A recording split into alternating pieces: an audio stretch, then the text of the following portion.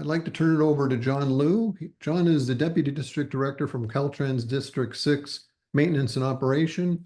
He is one of our two ringleaders for today's presentation. John, take it away. All right. Thank you, Scott, and good afternoon, everybody.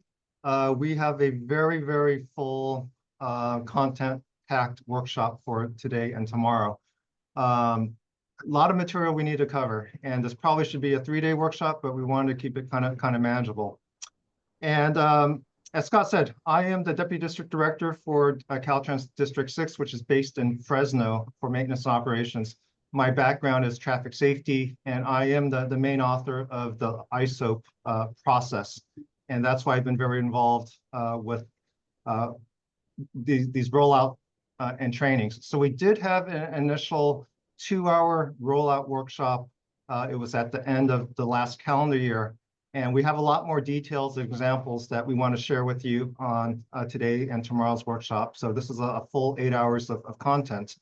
Now, my partner in this effort is Jerry Champa. He is a retired annuitant for the Division of Safety Programs. He was the original author of ICE, Intersection Control Evaluation, back in 2013. He's back temporarily to Caltrans to help with this training for ISOAP. And Jerry will do a little bit more introduction when he does his first presentation in about an hour and a half. So what we're going to cover today is I'm going to give a brief overview of the stages and the steps of ISOAP. Then we have a very special guest, Bastian Schroeder of Kittleson Associates. He's actually from the East Coast. He's going to be talking about evaluating pedestrian and bicycle safety. He's also going to give us a little bit of overview of ICE from a national perspective. So that's going to be very, very valuable. Jerry is going to go into a little bit more detail into the individual strategies and intersection forms that are covered under ISOAP. We are going to give a 10-minute break. After break, we're going to have a short presentation on turbo roundabouts. So the second turbo roundabout in the US was built near the Hollister area. So we have staff from District 5 that will cover that. We're going to spend quite a bit of time talking about affordable roundabouts. Then we'll have a short session on practical design based on performance. And we'll wrap up the day with a very brief presentation on trucks and oversized vehicles, going through a very quick case study of stage 1 of ISOAP, and then we will end at 4:30. Next 2 days, I'm not going to go through the agenda in detail, but we have more special guests. And day 2 is more about stage 2 of ISOAP. Today is more about stage 1. And we do have a lot of more detailed information as far as evaluating performance and safety, pavement design, how to do public outreach, examples, and we'll have much more time for questions and answers tomorrow at the beginning and the end of the session. So before I get into the content, just want to kind of give a snapshot of where are we about Caltrans having roundabouts in the state highway system. And ICE or ISOAP is not just about roundabouts, but what you're going to hear about today and tomorrow is roundabouts is one of the intersection forms that really embodies the safe system approach that we try to infuse within our new evaluation process. So we know that roundabouts don't work everywhere, but where you have low to moderate volumes with not a lot of right-of-way constraints, it's really one of the best intersection forms. And one thing that you can see from this chart is in the central California, and where we're much more rural, we don't have a lot of right-of-way constraints. We've done a pretty good job as far as implementing roundabouts or having it within our project delivery process. And we're going to have a lot more roundabouts in the next few years. But certainly in the more built environments, the districts 4, 11s, and 12s, there have been fewer roundabouts built, but we think there's a lot of opportunity to build more roundabouts. And one thing that we wanted to do with ISOAP is kind of have a reset on our ICE, making sure that there's much more consistency on how we are evaluating intersections. And think of ISOAP as a refinement of ICE. It's not starting from scratch. It was really about building upon what works really well with ICE, and then providing a little bit more detail as to what we want analyzed, but we are very, very keen that you have very limited resources to deliver projects. So we want to make sure that this is a process that really adds value. So going back in time, 2013 is when we had our original intersection control evaluation, ICE. A lot of times people think ICE is just about roundabouts versus signals, but actually anytime you change the type of traffic control at an intersection or at an interchange terminal, we really need to evaluate what is the best performing optimal solution, both for safety and operations. So that was released in a policy directive back in 2013. And it's actually worked pretty well, but we know that a lot of things have changed over the years. A lot more emphasis on complete streets, alternate modes of transportation. So we began an update about 3 or 4 years ago. We brought in our FHWA partners with their consultant VHB, and they had the view from across the country about what works well elsewhere. And we kind of picked and chose what works well to kind of improve our own process. At the same time, our Director's Policy 36 was released, and this is on road safety, where we have adopted formally the safe system approach. We're trying to get to 0 fatalities and serious injuries by 2050. So our primary concern is safety, sometimes at the cost of mobility, but we know that sometimes when you have solutions that address mobility, you're addressing safety as well. So a lot of times the solutions really come in hand. We also want to have a new name for ICE. ICE has a lot of non-transportation connotations, but even within transportation, there's a lot of ICE as an acronym. So we want to have a kind of like a fresh start, a new acronym, and that's where we came up with intersection safety and operational assessment process. And we wanted it to have a name that actually had safety. So this is ISOAP. It was formally approved back in September. And so some of our consultant partners, some of our districts have already adopted this new process. We know there's a little bit of a learning curve. So this is what the training is helping you with. So just like with ICE, we have an initial engineering assessment, which is, think of it as a fatal flaw analysis. We're not going into real detailed analysis because we don't have a lot of information when we're trying to just do that initial screening. So I'll go into a little bit more into what constitutes this, this stage 1, but we're trying to just get to what are the 2, 3, maybe the 4 most feasible potential alternatives that you're going to spend much more detailed analysis doing. Or you may just have one viable solution, and that could really streamline the project delivery process. So a lot of times you're going to just stop at the end of stage 1, and you're not going to spend a lot of resources. But a lot of times that's all you need to get to the right solution. So with stage 2, when you're trying to drill down into the 2, 3, or 4 potential alternatives, a lot more analysis, engineering drawings, coming up with much more detailed cost estimates, and looking at the performance and how do they compare. So we'll talk about what are we looking at when we're trying to compare various potential alternatives. So some of the key changes from ICE to ISOAP, as I mentioned before, we want to provide a little bit more guidance. Specifically, it's regards to vulnerable road users, our bikes and our pedestrians. We want to make sure that we're adequately addressing transit and trucks and freight. We do provide standardized forms that you could choose to use. You do not have to use them, but we wanted a very easy way to present the data, just in a few pages. You don't necessarily have to provide a very detailed document that's almost like a project report. However, if you want to do that, you could certainly continue to do that as long as you include the content that is within ISOAP. One of the bigger changes, going to stage 2, we would like you to use the highway safety manual if it is applicable. We do understand that there may be a little bit of a learning curve to use the HSM.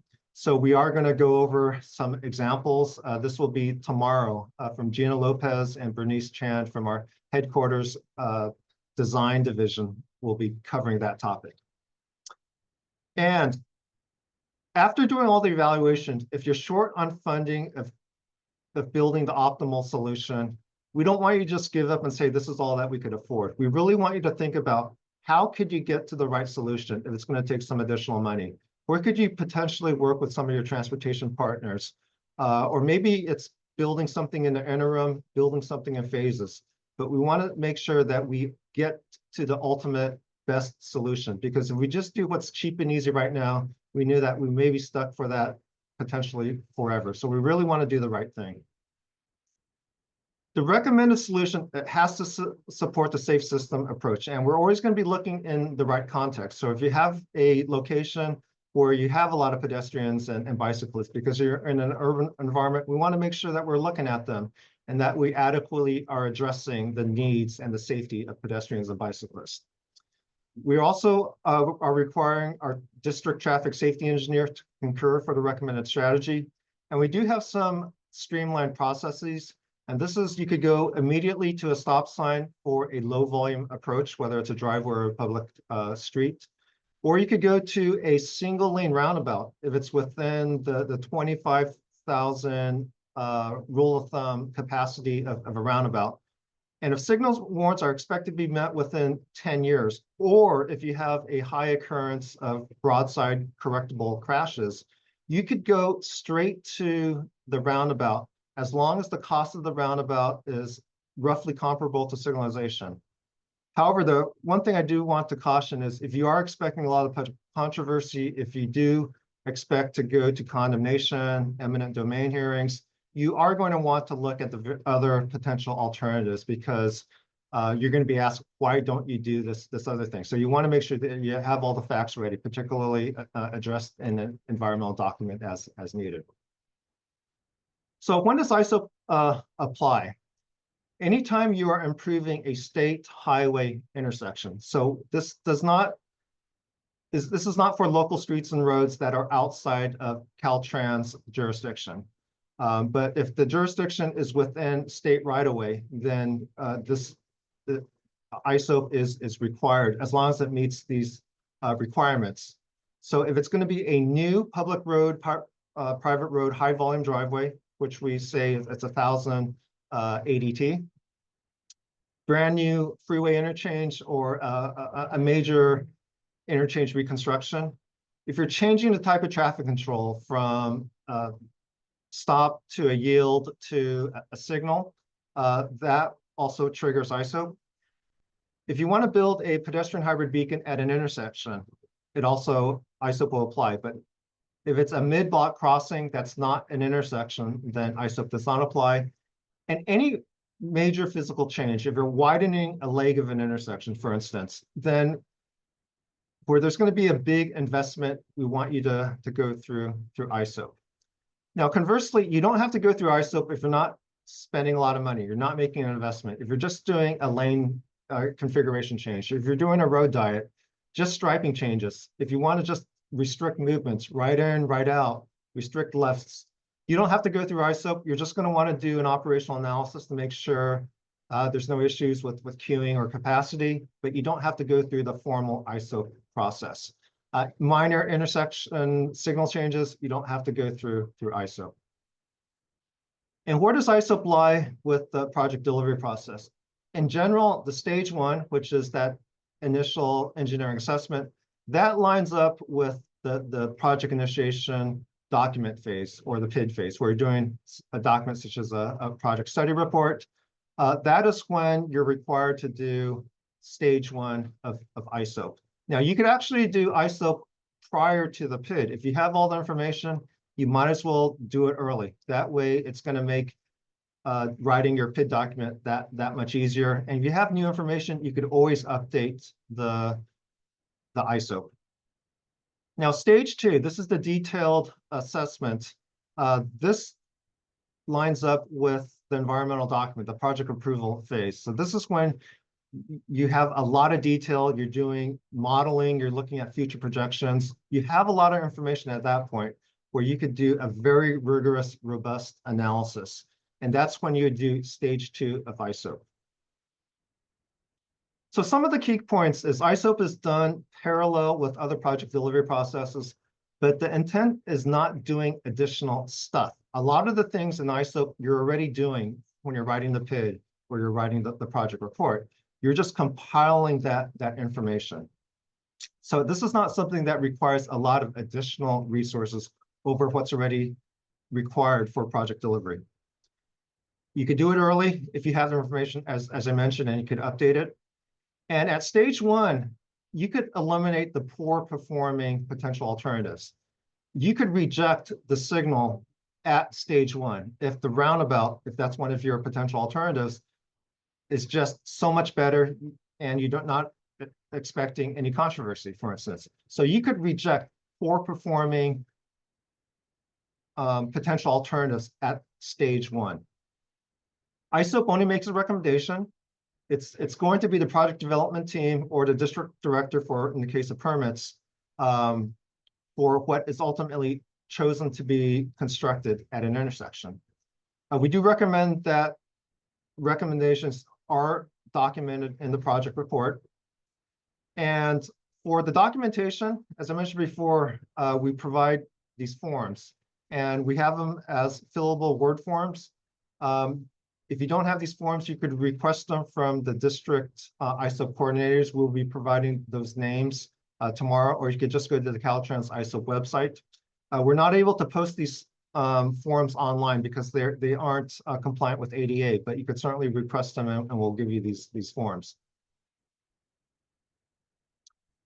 Okay, so I'm going to quickly do a run through of the various steps and the stages. So step 1.1, do you have to go through ISOAP? And we've already talked about what that criteria is. If you want to do an exception, then you're going to contact your district ISOAP coordinator and explain why you want to be exempted from the ISOAP evaluation. We hope no one wants to be exempted, but you can ask to see if that's something that applies. Step 1.2, this is kind of like looking at what the need and purpose, but we're calling it the intended project outcome.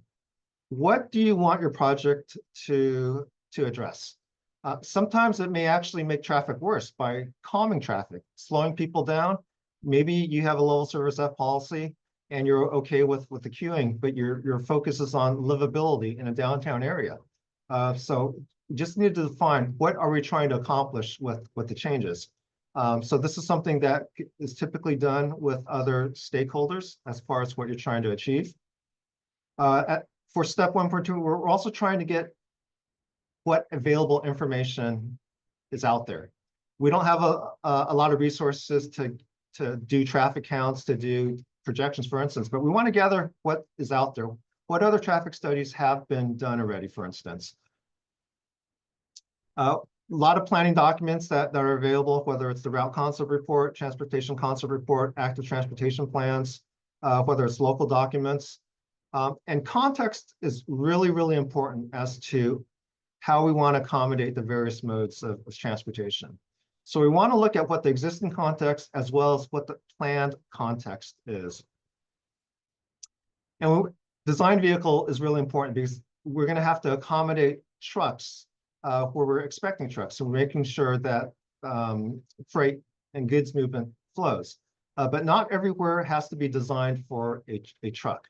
So this is working with the district truck access manager.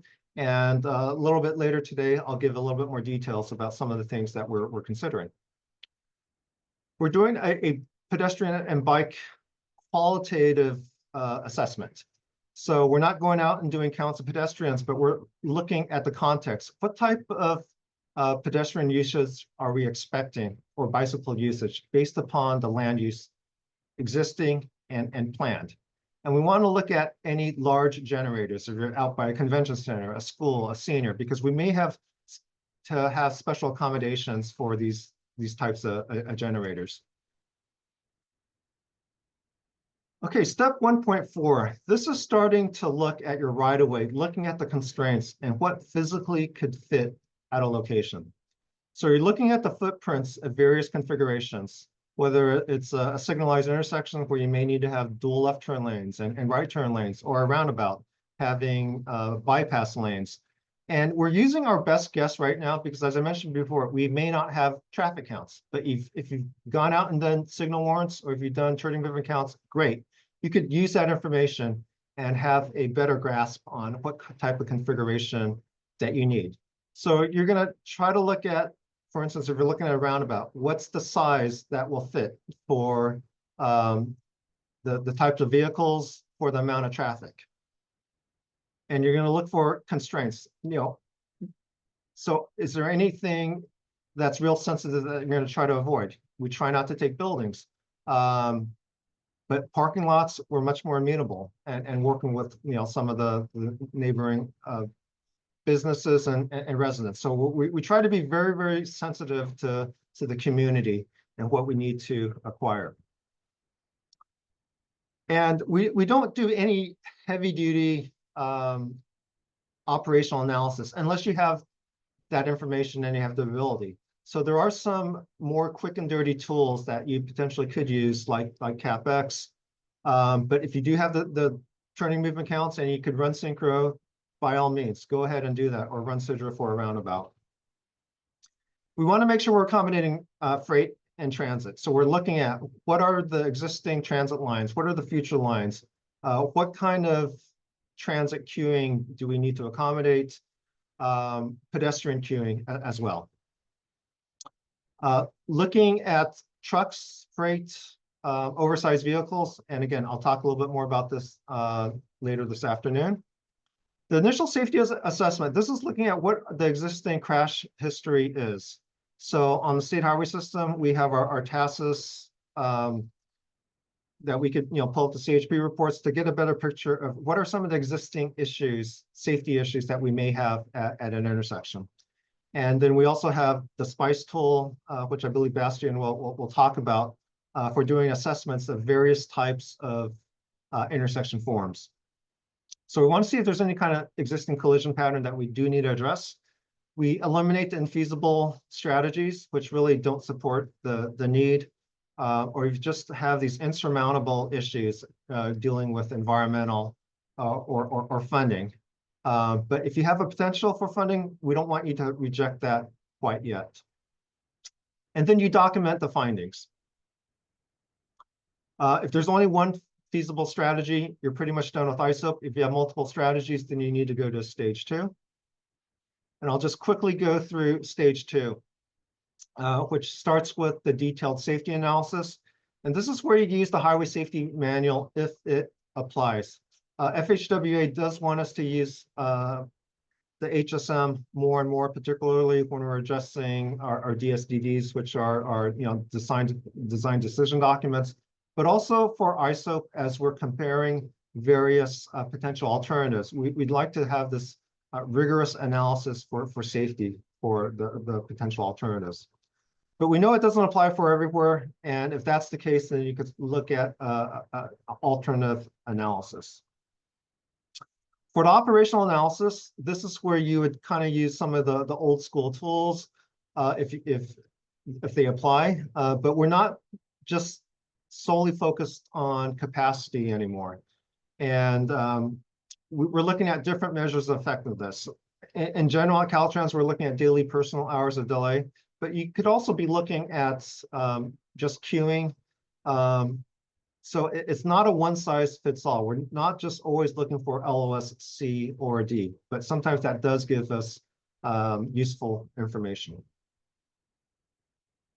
Functional sketches and performance checks, particularly when you're starting to look at roundabouts. You want to do enough of a detailed design so that you're looking at the fastest path, for instance, because a lot of times that could really affect the footprint of a roundabout. However, if you're just dealing with a 90-degree intersection, kind of like a blank slate, it's going to be much more easier. You're going to have much more flexibility, and you may not be as concerned to do some of those real rigorous performance checks if it's not really going to affect the costs or the impacts later on. So using a lot of judgment. Bastian is going to talk about the design flags tool. So that's looking at how we are accommodating bikes and peds. So that's going to be a new tool for a lot of us in the transportation profession. So we do want to develop cost estimates that are realistic, because a lot of times we only have so much funding, and we want to make sure that we are actually able to fund a project that we are proposing.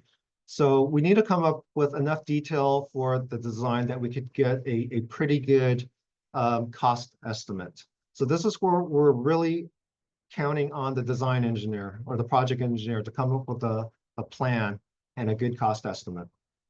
And we are going to look not just as the construction cost, as we evaluate alternatives, we're looking at other costs such as maintenance costs, life cycle costs. Eventually 20 years from now, you're going to have to do some upgrades. It could be operational costs, electricity costs, those other costs and safety costs, the crash costs.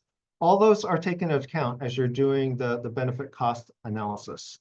We like to see the analysis done in a matrix to kind of summarize all that information. And this is just an example of what that matrix might look like. And finally, the findings and recommendations. So the potential alternative with the highest benefit cost ratio, it may be the best alternative, but if that's an alternative that doesn't support the safe system approach and the safety of bicycles and pedestrians, that may not be the best solution.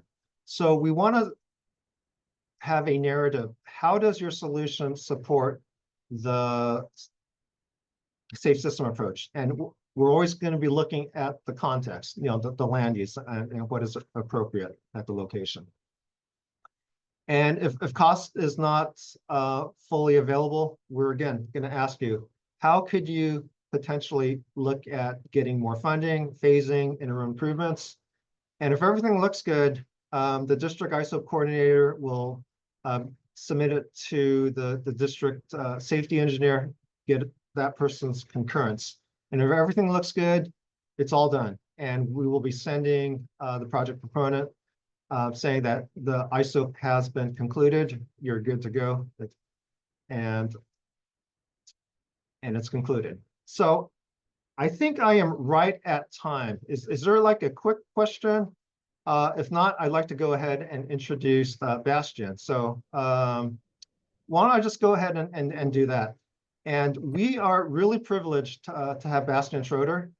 He is one of the senior principals over at Kittleson Associates, and you're over from the East Coast. So really appreciate taking the time at the end of your day to be with us and to really provide your insights and your knowledge. And if you could do maybe a little bit more of an introduction, Bastian, we're just thrilled to have you. Thank you. Yeah, happy to, and thank you so much for having me and for the introduction there, John. Let me quickly confirm that you can see my slides. Are they up? Okay, perfect. Yeah. So my name is Bastian Schroeder. I work with Kittleson, senior principal with the firm, and really spent most of my work in the research space, but then also the research implementation. So I've been working with several states on the intersection control evaluation, pedestrian bicyclist assessment methodologies, highway capacity analysis. So I do spend kind of outside of this pedestrian bicyclist space. I do chair the TRB committee on highway capacity and quality of service. Of course, TRB just changed their committees, but up until a few weeks ago, I guess I was the chair of that committee, and now they're restructuring some things, and have been pretty involved in the last 3 editions of the highway capacity manual. And I wanted to share that background because I think it's really important in order for this to be effective, kind of this notion of looking at pedestrians and cyclists at intersections, that we also broadly understand the other, real or perceived constraints, right? And so I think for many years, our profession has gotten into, delay analysis, level of service analysis. I know level of service is not used in California anyways, but kind of this notion of, what works and what doesn't work. And so I'm going to try and kind of bring some of that into the presentation here today. So I called this integrating pedestrian bicycle safety in the intersection development and design process. And really, it is a combination of these 2 documents. And John mentioned both of those in his introduction. So one of them is Report 1087, which is the NCHRP Guide for Intersection Control Evaluation. And the other one is NCHRP Research Report 948, which is Guide for Pedestrian and Bicyclist Safety at Alternative and Other Intersections and Interchanges. changes. This is also the design flag method. So when John mentioned that in step 2.3 of your ISOAP process, that's really what that method, that's where it's first documented. So I was fortunate to serve as the principal investigator for both of these projects. And so what I want to do in this presentation is kind of bring them together a little bit. But given that you have your own process, I really want to spend more time on 948 and the pedestrian and bicyclist assessment method. But I want to present that in the context of the broader 1087 report. So I wanted to start with this. This is an intersection that I was brought into for kind of a peer review charrette to help improve pedestrian and bicyclist safety. It's to give you a little bit of context here. It's obviously a T intersection. You see some of the land uses that are labeled here. There's a church. There's a Harris Teeter, which is a grocery store. I don't think they have Harris Teeter in California. Maybe they do. Got another church here. We got some single family homes. We got some apartment buildings. There's a few more condos over here. And so generally what I would say complementary land uses, right? So why wouldn't someone from the apartments want to walk to the church or to the grocery store and vice versa? And so it was ultimately, I was brought in to say, hey, how can we get pedestrians and cyclists across this intersection? And the answer is, well, you really can't. And you're asking this question too late in the process. So this is an intersection redesign. This is a hybrid of a continuous green T intersection with some displaced left turn elements. So it's a very unique intersection design. Someone showed a lot of creativity. Unfortunately, it really went to an 85% design. A lot of decisions were made, curb, gutter, drainage, a lot of decisions were made, signal poles, signs, before there was ever a question asked of, well, where are people walking and cycling going to move, and where are they going to cross the street? Which is why this became such a big problem. And so one of the, to me, key take-home messages when you're thinking of intersection control evaluation or ISOAP is look at all road users early on in the process, and don't assume that our intersections are going to be, at a right angle where the crosswalks and sidewalks are where they used to be in the 1960s, but really integrate that into the design process. And I would argue that there could have been other solutions to this location, to this particular intersection, that would have still solved whatever the traffic, operational, and safety objectives of the project were, but also worked for people walking and cycling. And unfortunately, without an assessment process that looks comprehensively at all of these things, we get to these situations all too often where, again, you get to 60, 70, 85% design, and you haven't even asked the question, where are humans crossing the street? So that's what we're looking to avoid. So when we think of intersection control evaluation, we're talking mostly in the guidebook in Report 1087 about the process, right? So that is the framework, the steps, the tool, the performance measures for both the intersection form as well as the intersection control types. But then, of course, the intersection control evaluation also includes a policy in many states, and that's what John just alluded to, kind of the question of when does it apply, when does it not apply, what triggers an ICE evaluation, what does not. And so really the report 1087 is mostly about this process. And even though the title is, ICE, intersection control evaluation, I like ISOAP much better, but so as a little tongue-in-cheek, we really should have called it IIFCE, because that's ultimately what it is in most states, right? It is an intersection and interchange, so at grade and grade separated, form and control evaluation. And so what I mean by form is the geometric layout, right? Is it square? Is it round, right? Is it a roundabout, or is it an intersection?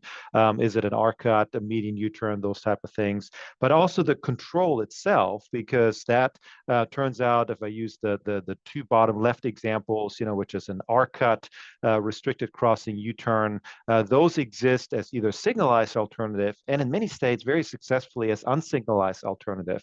And so the question of what is the control form, right? Is it a signal? Is it a yield control? Is it a stop control with a stop sign? That really plays into this as well.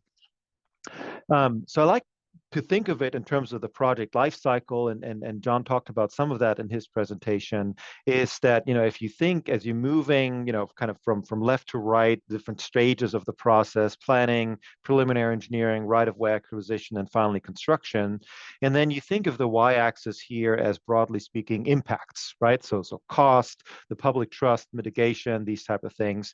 And the further along the process you are, the more rigid things get, and the more the consequences of changing course really begin to impact things.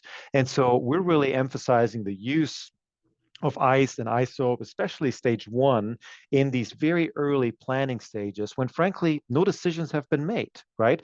You haven't really acquired right-of-way yet. You certainly haven't, designed drainage and these type of things. It's much harder once you get to later stages to then, pivot and move things around. So the idea is to comprehensively look at everything up front. So similar to the ISO process, we are recommending a two-stage ICE process where stage 1 is broad, many alternative, lots of things on the table. As a result, the assessment methods are quick turnaround. And then stage 2 is you have now narrowed it down to 2 or 3 or 4 or 5 alternatives that you have the time and resources for to subject them to a more comprehensive and in-depth analysis, right? So you go from high-level volume to capacity screening in stage 1 to a more detailed analysis in a synchro or vstro, those type of tools, HCS. So that's the general idea, and that sounds like consistent with the ISO process. So obviously you have your own process, and so I want to keep this at a relatively high level, just what you would find in the 1087 report. A few things that we had added, that we reviewed all the existing processes, including what California had at the time.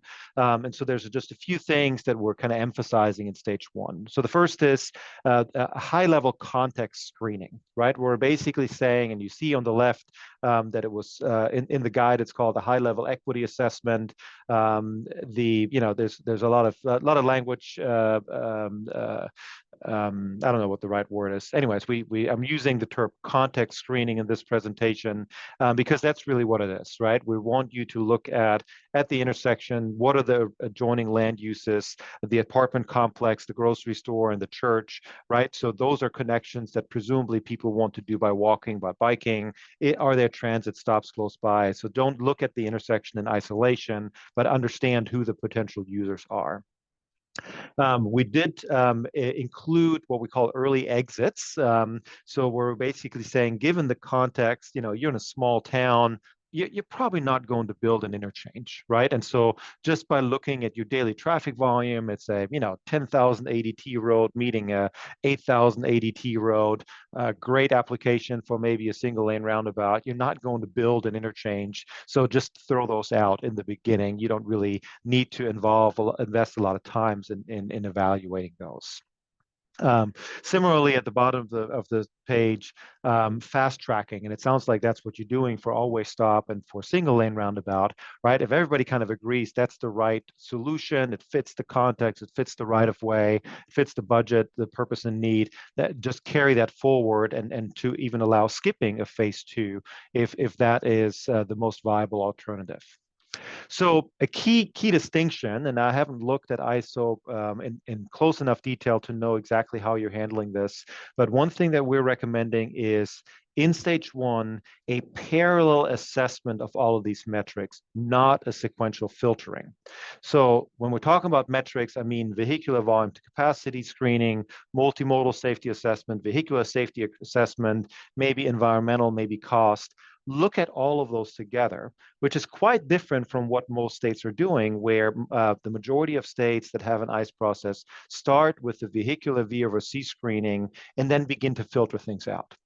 And so what's dangerous or potentially misleading in that approach is that, what if your volume to capacity screening, think of your top results, maybe the best alternative is a V over C ratio of 0.62.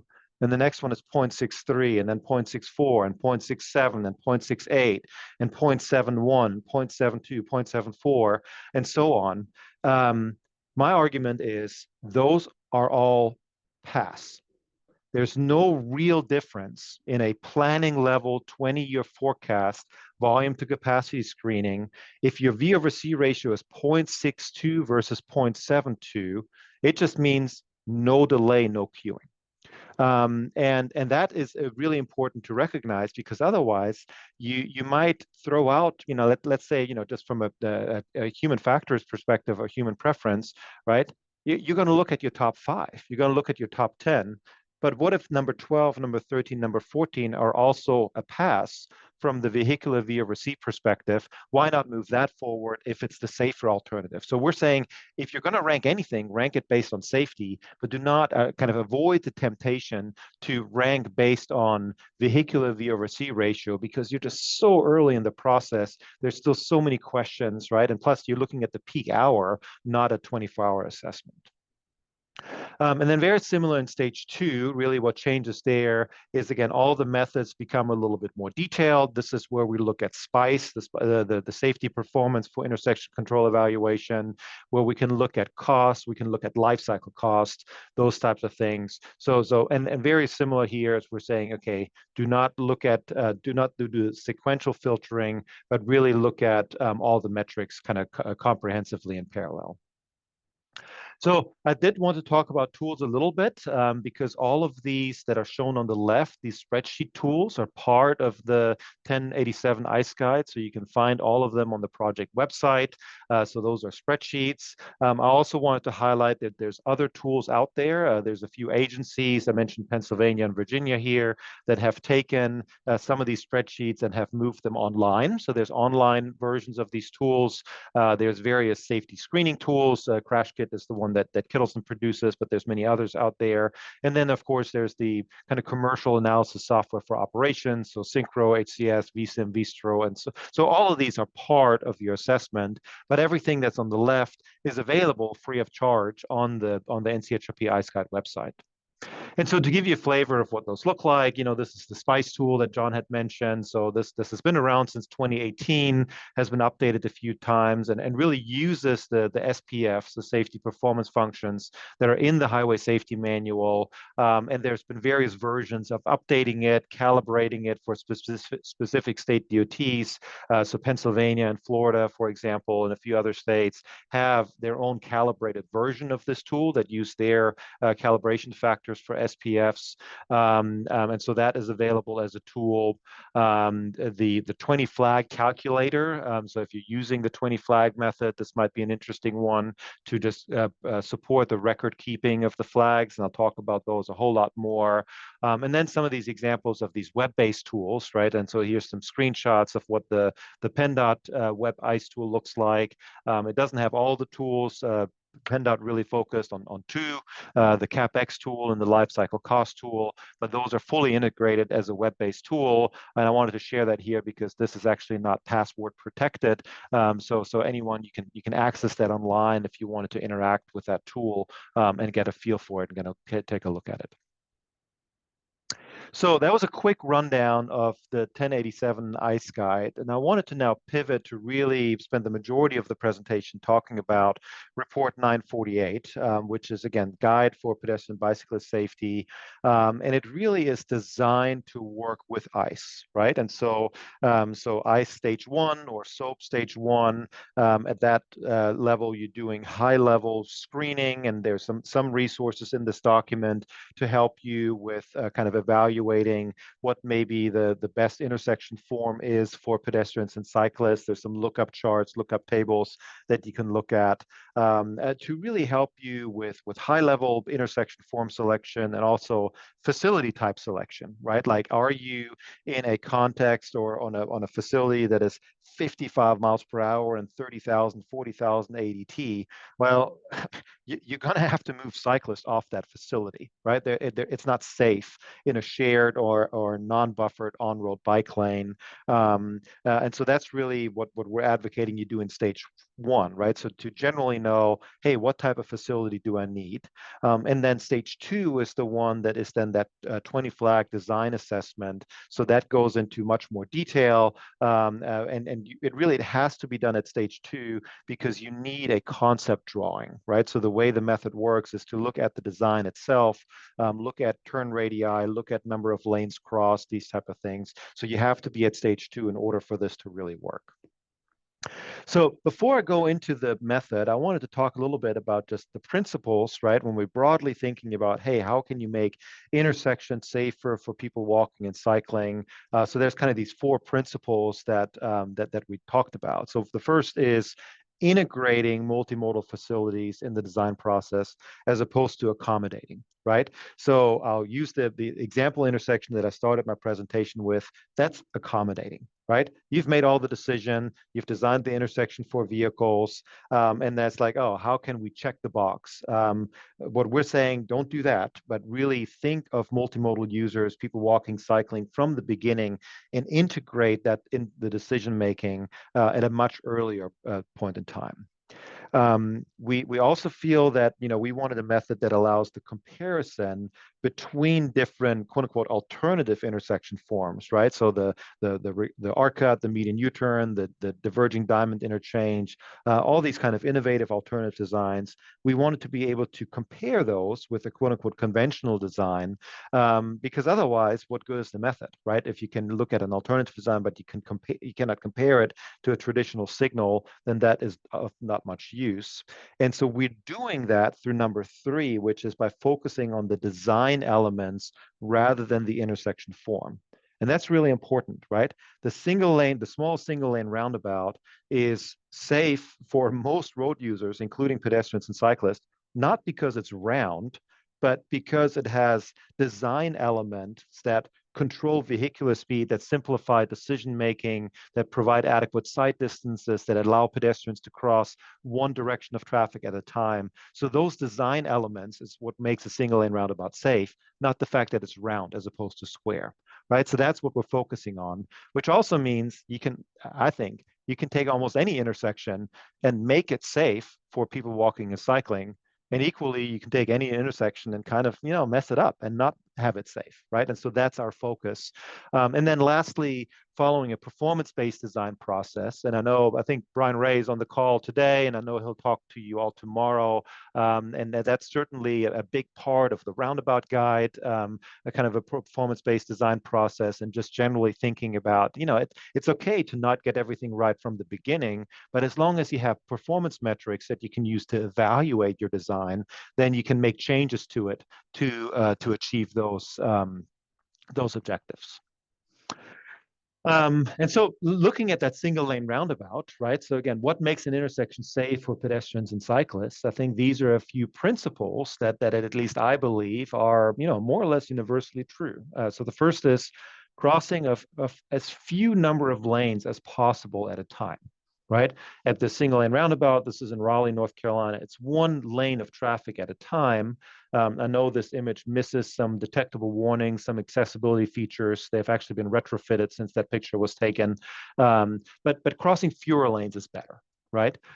Using short cycle length if it's signalized. If you can do 60 seconds, 70 seconds, 80 seconds, that's way better than 150, 180, 300 seconds. And I live in North Carolina, so yes, we do have signals with 5-minute cycle length, 300 seconds, which certainly don't work well for someone wanting to cross the street. Crossing one direction of traffic at a time, right? So you look at this pedestrian here, interacts with the exiting traffic of the roundabout, then can focus on the entering traffic. Same concept applies with just a median across an arterial street, right? That median refuge island allows you to focus on one direction of traffic at a time.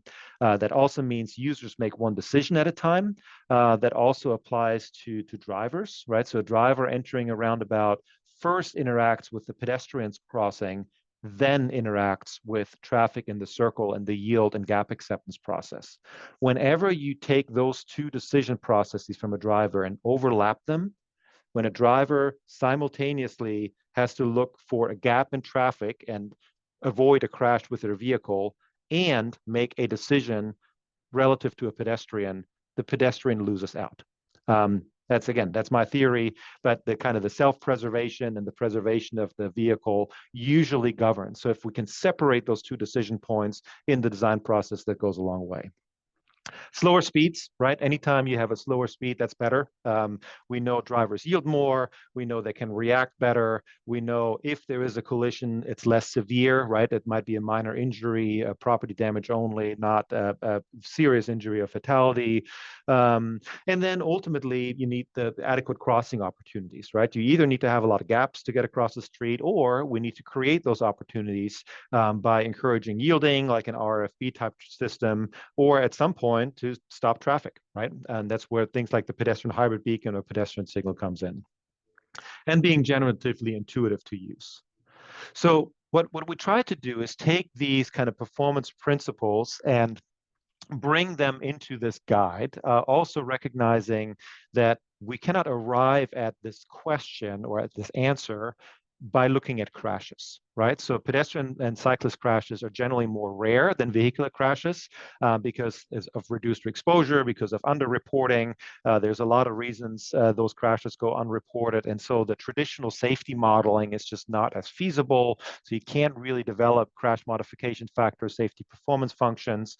And so we really wanted to have a design process, right, that uses these principles from the prior slide, which then also help with this kind of programmatic or systemic safety enhancement, right? So where we're looking at, okay, hey, here's the principles for how to get pedestrians across the street. Let's use those principles everywhere, not just where we saw a crash last year. And as you probably, if you're familiar with the safe systems approach, most of the things I talked about, slower speed, angle of impact, decision making, sight distances, all that is very much also consistent with the safe systems approach. So ultimately, we came up with this. We came up with 20 questions, so 20 design flags that we think fairly comprehensively cover the safety concerns that a pedestrian might encounter or a cyclist might encounter at an intersection. I won't go through all 20 of them, but I'll go through, kind of a representative sample here. And for each of these, we went a step further and said, there's really flags that are yellow, which are a little bit of a concern, user comfort, maybe stress. And then you have red flags that are really very much related to safety. And so we provided for each of these flags a kind of a quantitative threshold, if you will, to help you identify not just if there's a flag, but how severe is it. I'll say that this is all research, and we have since this came out 3-4 years ago, we have actually done a lot of testing and have made some refinement. And so I'll mention it here that if you're really serious about using the 948 method, there's actually a couple of kind of follow-up documents. There's an implementation report. We actually went to 12 different states and tested it and did some training. And so there's a report that is really important supplement to the printed document. And then we're now seeing the first states that are actually taking this and integrating it into the design process. Tennessee, for example. So there's more resources now than even the published report. So how do you use it? So the application on the left is the way you would use it for cyclists. And so we're using this for on-road cyclists, right? So at a four-legged intersection, you would have 12 different bicyclist movements, 4 right turns, 4 left turns, 4 through movements that you would evaluate, and you would trace vehicles through the intersection. And then for pedestrians, we're looking at the quadrant-to-quadrant connections. Again, this assumes a four-legged intersection that obviously changes if it's 3 or 5 legs and so forth. If you have a cyclist that pushes their bike, then they would be part of the pedestrian assessment. If you have other micro-mobility devices, e-scooters, those type of things, segways, then it depends. Do they use the road like a cyclist would? Then that's on the left. If they use the sidewalk environment, they would fall in with the pedestrians. Our goal is something like this. So this is, 4, undefined alternatives, A through D. At the top is the result of the pedestrian assessment. At the bottom is the result of the bicyclist assessment. And what's shown here is the percentage of evaluations that result in either no flag, a yellow flag, or a red flag. And without even, having gone through the details of the method, I think you can hopefully see that from a pedestrian perspective, alternative C has the fewest flags. right? The fewest yellow and red flags. So 4% red flags, 8% yellow flags. And so all else being equal, alternative C might be a really good one for pedestrians. And if you look at the cyclist assessment, both C and D look like they're a pretty good solution for cyclists. And D certainly is not a good solution for pedestrians, right? So just based on this assessment, alternative C is maybe the one that may work the best for people walking and cycling. But here's really important, right? So I mentioned earlier, this is a performance-based process. This is your first iteration, right? And so the idea is not just, it's not really as much about this score. It's not to say alternative C is better than alternative B. It is more to say, hey, if you move forward with alternative C, here are your concerns. And if you choose alternative B for other reasons, right, right of way, vehicular operations, whatever else, here are the pedestrian and cyclist safety concerns you might want to pay some attention to, right? And so this method is really more to flag, again, that's where the term comes from, to flag potential safety concern and then link those to countermeasures that you can then use to apply at these intersections, right? And sometimes the countermeasures are design, sometimes there are, treatment strategies that you apply. Now, is it easier to quote unquote fix alternative C than alternative D? I would argue, yeah, probably. But again, it doesn't necessarily mean that alternative D is inherently bad. It just means there's a lot more things for you to work on to make it also safe for pedestrians. And so let me walk through just a few examples, right? And so I'll start with motor vehicle right turns, flag 1, right? And so a typical right turning movement, the vehicular path turning right, it interacts with pedestrians in this case 2 different times, right? There's an upstream and there's a downstream conflict point, right? And it's interesting to think about these, right? Because the upstream conflict point, if this intersection is signalized, and you don't allow right turn on red, that conflict goes away. Because whenever you have a pedestrian walk indication, north-south, then there is no conflict. But if you have this right turn and you do allow right turn on red, or maybe you even have a green arrow overlap for that right turn, then all of a sudden you're creating a conflict, right? And so again, the signal timing impacts the operations here. And then the downstream conflict is more of the right turn on green, right? So pedestrians cross east-west whenever vehicles move east-west. And so that conflict is much more common. But again, there's treatments like a leading pedestrian interval, for example, that give pedestrians a little bit of a head start, or maybe you have some pedestrian-only phasing, or maybe you do some other things, right? So whether or not this right turn conflict is really a red flag depends on a few things. It depends on how many vehicles are making that right turn. It depends on how fast are these vehicles, right? If you design that right turn radius for cars to go 10 or 15 miles an hour, that's a very, very different story than if they're going 25 or 30.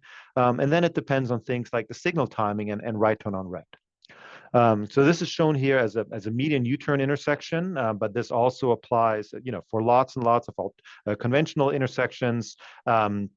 On the left is kind of an interesting one where you have actually part of this road is a one-way street, but I kind of wanted to illustrate this because, you have very different corner radii here, right? So you can probably imagine that the radius here on the 2 western approaches is such that maybe the right turning speeds are much faster than they would be on these eastern approaches. But again, there's some one-way characteristics here, so you actually don't have some of these movements kind of accommodated here. But so this is where, where the speed has a big impact. On the right is a much larger intersection that actually has channelized turn lanes. But you see maybe that at 3 of those channelized turn lanes, there's actually a raised crosswalk to result in that speed control and speed management, right? So again, if you make the decision, you need a right turn bypass lane for vehicular operations and capacity. Maybe it's a sight distance safety issue. Maybe it's a turning vehicle consideration, or maybe, as in this case, this is in Boulder, Colorado, it was actually a cyclist safety treatment to help with what's known as the right hook crash. And I'll talk about that in a little bit. But so anyways, then you create a potentially high speed right turn for pedestrians. So slow them down through the installation of a raised crosswalk or through the installation of a stop sign. We found that as a very effective treatment, a stop sign at the downstream merge point of a channelized right turn lane actually does wonders for pedestrian safety because, again, you stop the vehicles on a regular basis, creating those crossing opportunities.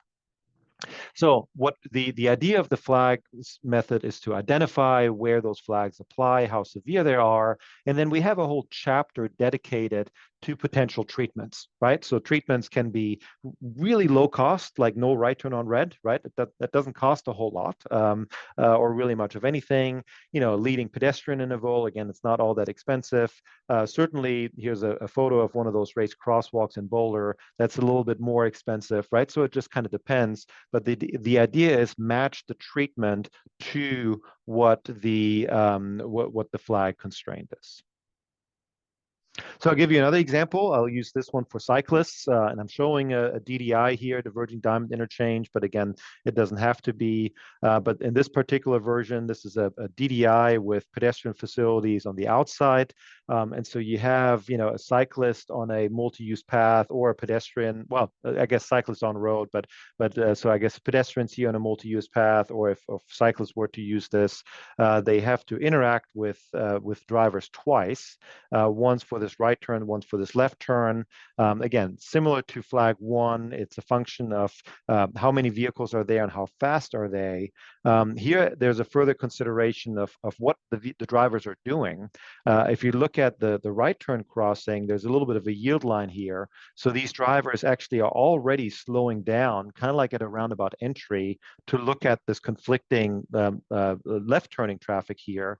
But this left turning traffic is unopposed. And even worse than that, this is an interchange, right? So they're actually accelerating to freeway speeds. And so putting pedestrians or cyclists at a crossing where drivers are accelerating from 35, 40 miles an hour to 60, 70 miles an hour is really a bad situation to get pedestrians across the street.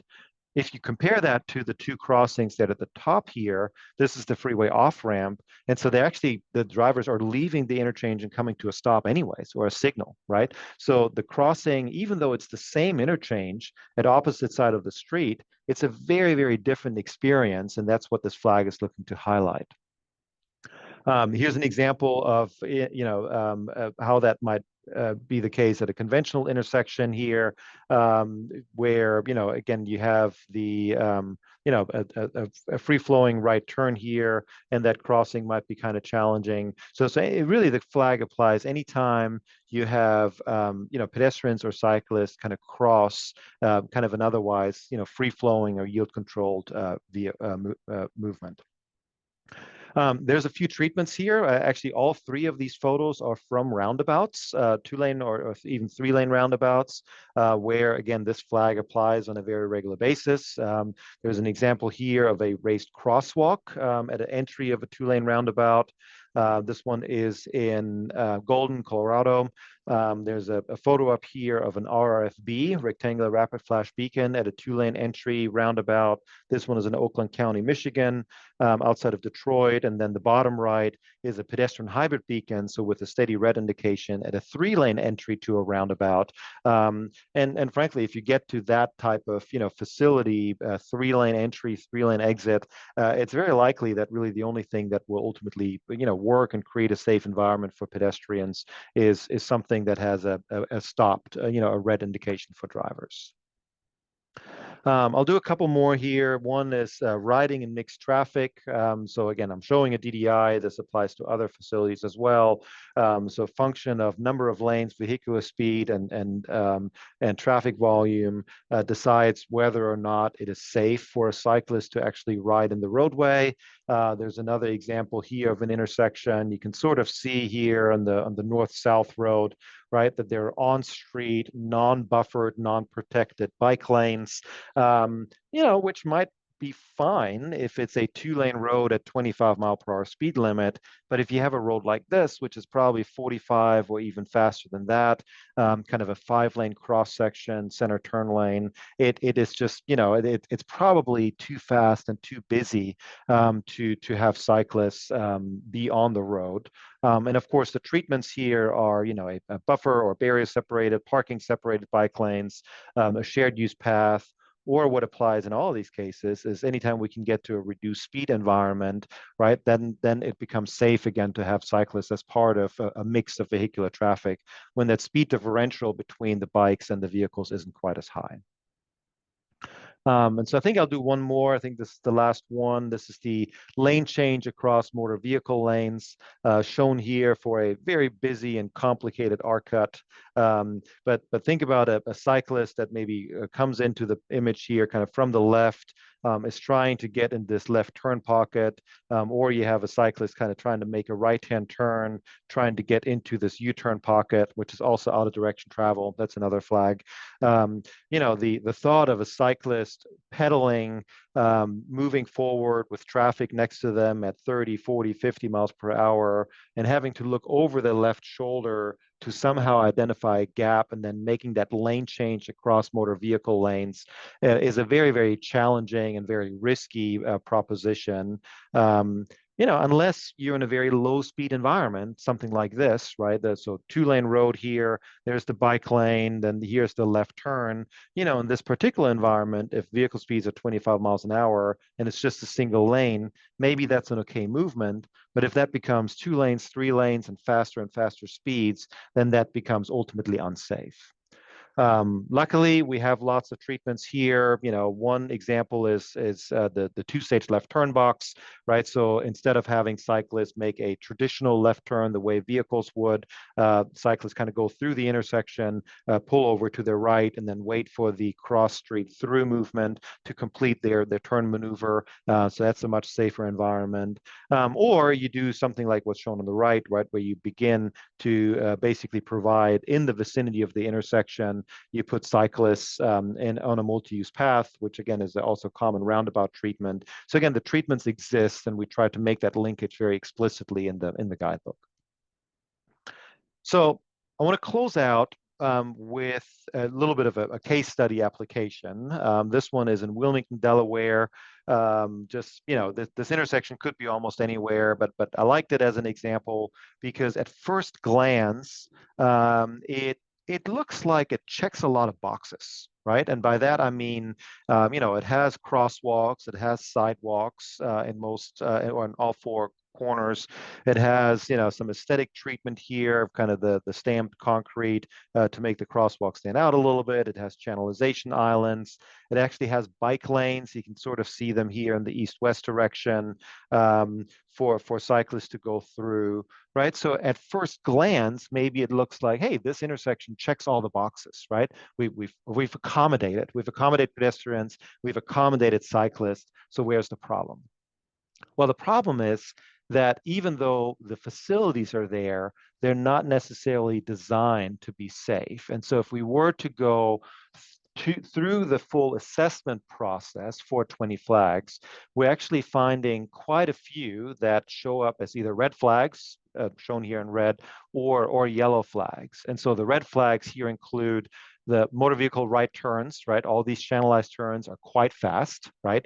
In terms of vehicular speed, you have the crossing of yield-controlled paths. So that is a flag that is the downstream end for cyclists here. So cyclists moving east-west is conflicting with the vehicular movement that is only yield-controlled, and so they may or may not see the cyclists.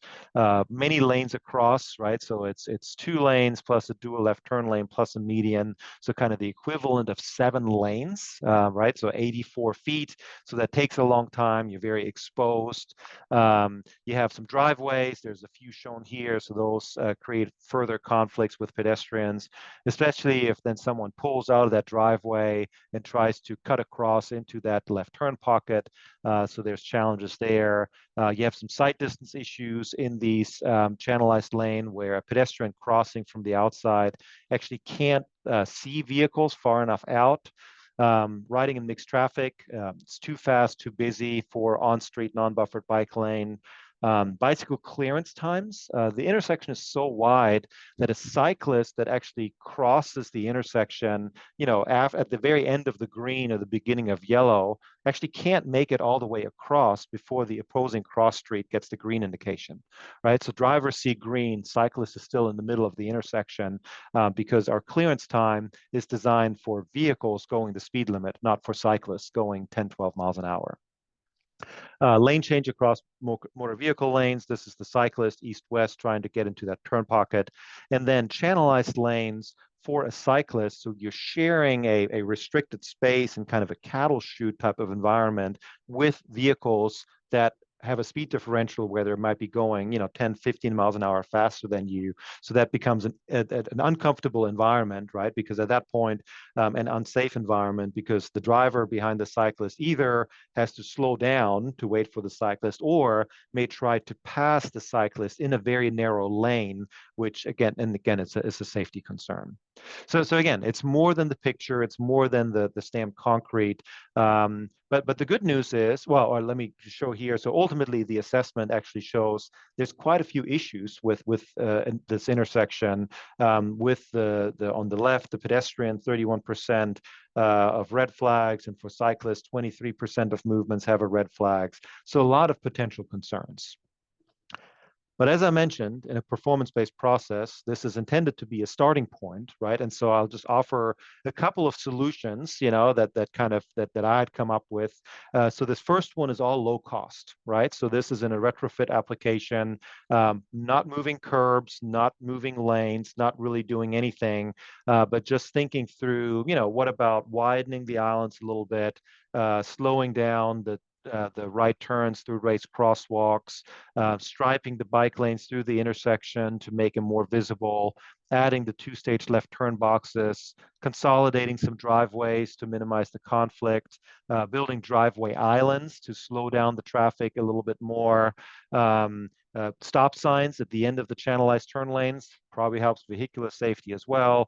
And then raised refuge islands or noses, these bullet noses, to provide some additional protection and prevent pedestrians from getting kind of clipped from permissive left turns, for example. So these are all things considered relatively low cost. And it actually had a pretty big impact, right? So for pedestrians, we're able to eliminate all the red flags.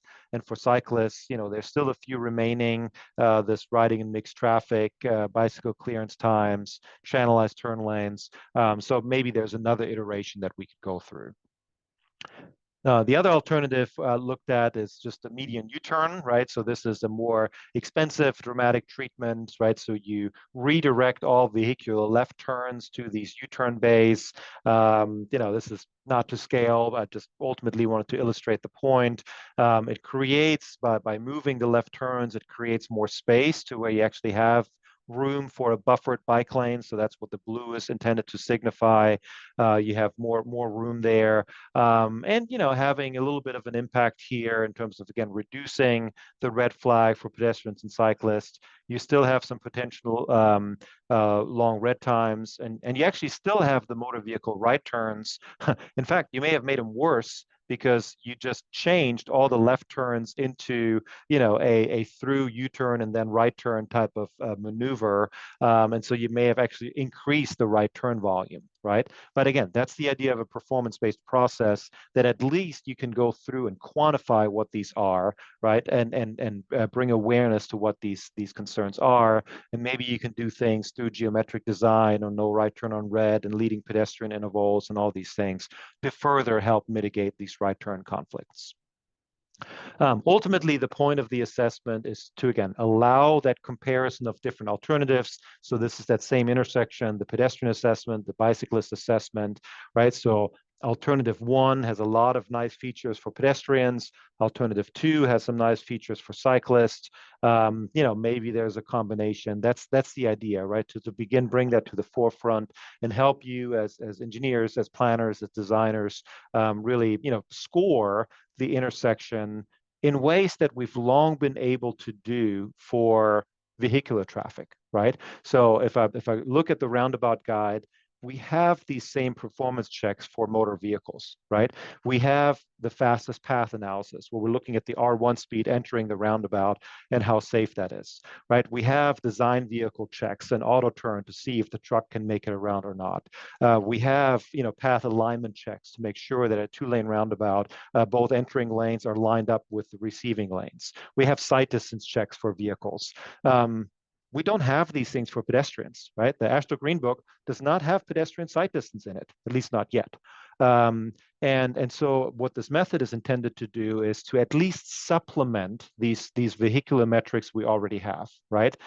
We fully recognize they're going to push and pull different directions, right? Just like the roundabout R1 design assessment and the design vehicle, the large trucks, tractor trailers are going to push the design in different directions. One wants to make it smaller and tighter. The other one wants to make it bigger and bigger. We'll meet somewhere in between. We'll come up with solutions like the truck apron to do both, right? Achieve low vehicular speed and allow the truck to move around the circle. So we hope that similar things happen here, right? By basically looking at this assessment and going through these tests for people walking and cycling.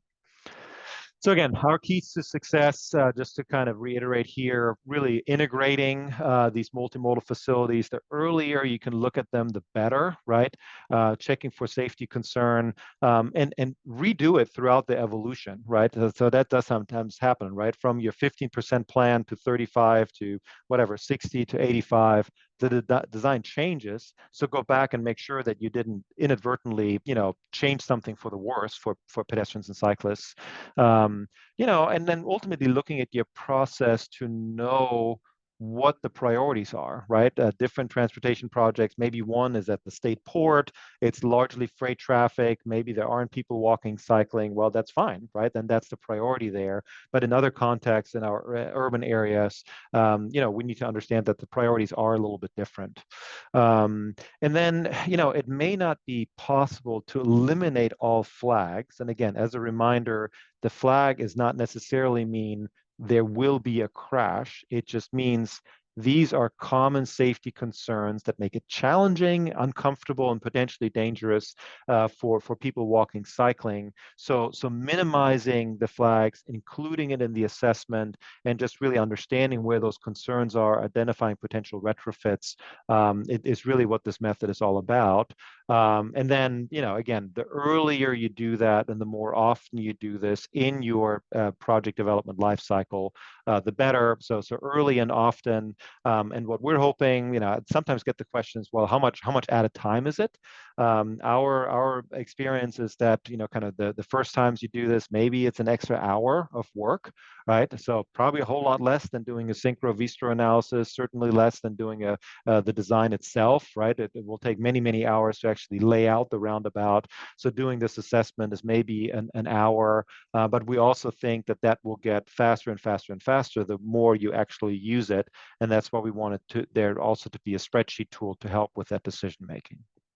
So that puts me to the end. I think I left about 10 minutes for questions, but I also understand you have a lot of other things in the agenda. So John, maybe I'll let you decide and moderate if there's any questions you wanted to handle now versus at a later time.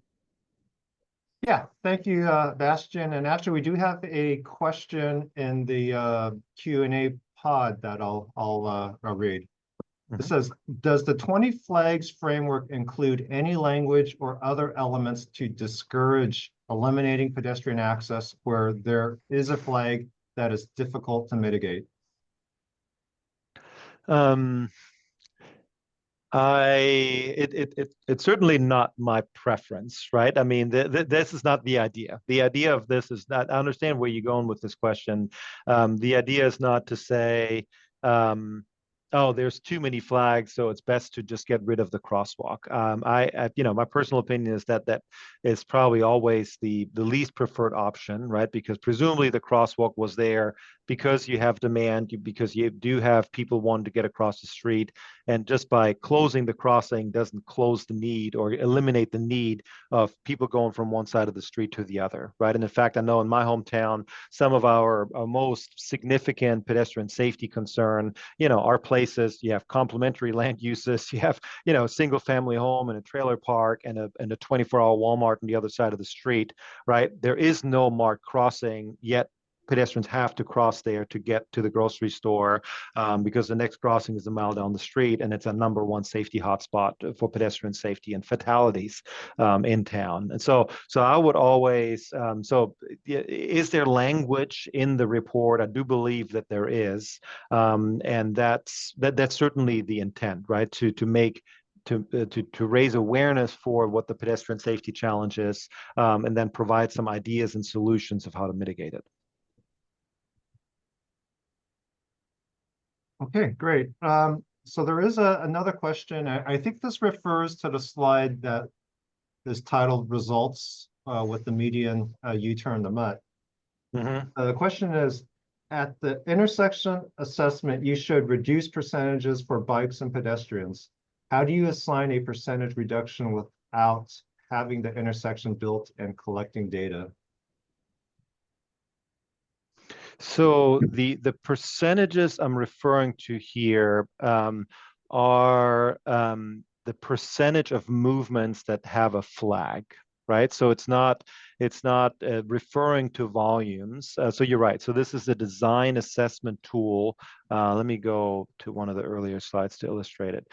So this is a design assessment tool that's sort of independent of volumes, right? We're just saying from the design where are some potential safety concerns. Now, where your volumes come in and your local knowledge comes in is to maybe decide, hey, here's one particular movement that is of particular importance. And I wanted to pull this back up because you can kind of see maybe there's a shared use path here on the east side of this intersection. So, and you can actually see this if you look at like Strava heat map or whatever, the primary cycling activity is north-south on the east side of the intersection, right?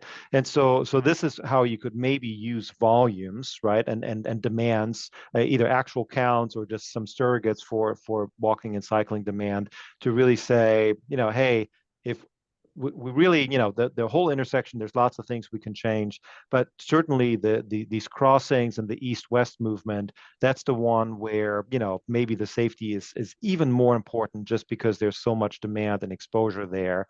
But again, that is your application of the method. The method itself just says, hey, all these right turns are really hard to cross unless you do something with it.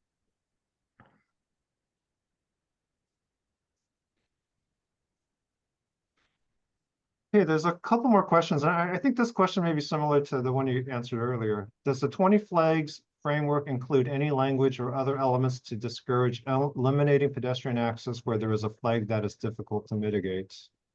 What's the same? That's the same. I think we just went through that one. Okay, and then is there a way to quantify the safety improvement of the different mitigation measures? For instance, raised crosswalk and free right lane. Yeah, great question. So there is, because the flag for the right turn is a function of vehicular volume and vehicular speed, right? Charges and so want to if connect it to that. so if you are if you're designing a race crosswalk that takes an otherwise radius speed of That would be nice. A radius that would result in speeds of 25, 30 miles an hour, and your race crosswalk design changes that and reduces that to 15, 20 miles an hour, then the flag is mitigated or maybe goes away, right? So that's the idea. So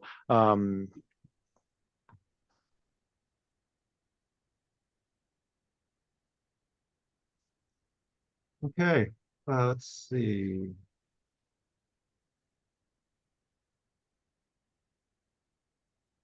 I think that's all the questions that we have. Okay. I just want to thank you, Bastian. Excellent information. Really appreciate your time this late in the afternoon for you. Sure thing.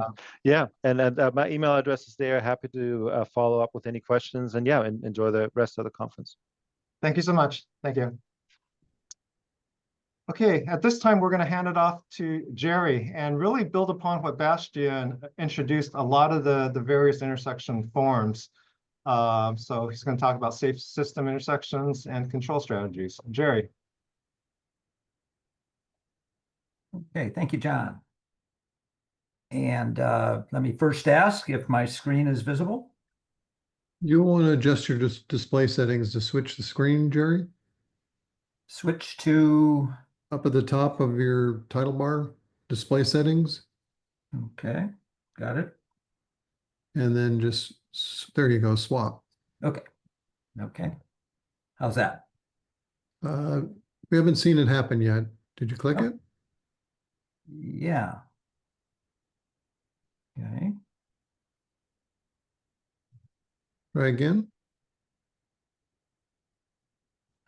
Try again.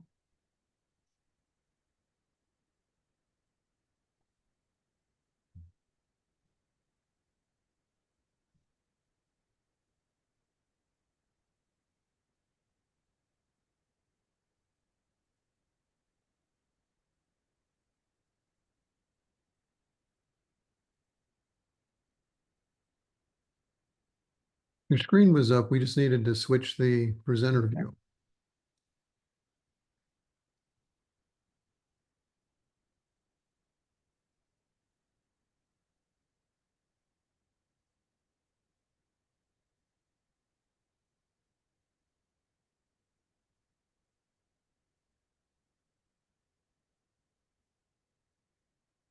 Okay. Anything there? That looks good. Okay. Go to the presentation view. All right.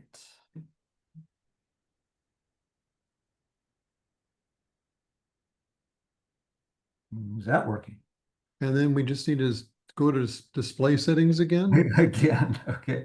How's that? No? Not yet. Go to display settings. All right. When it opens, click swap presenter view and slideshow. Okay, I did it. There you go. You got it. Okay, worked that time. Okay, thank you. Sorry about the slight delay. We're right on schedule, actually, and I'm going to try and keep us there. And I want to thank everybody for coming. Again, I'm Jerry Ciampa, and I work for the Headquarters Division of Safety Programs in the Office of Safe System Approach and Integration. And what I'm going to cover is some of the things you heard discussed by Bastian and showed you.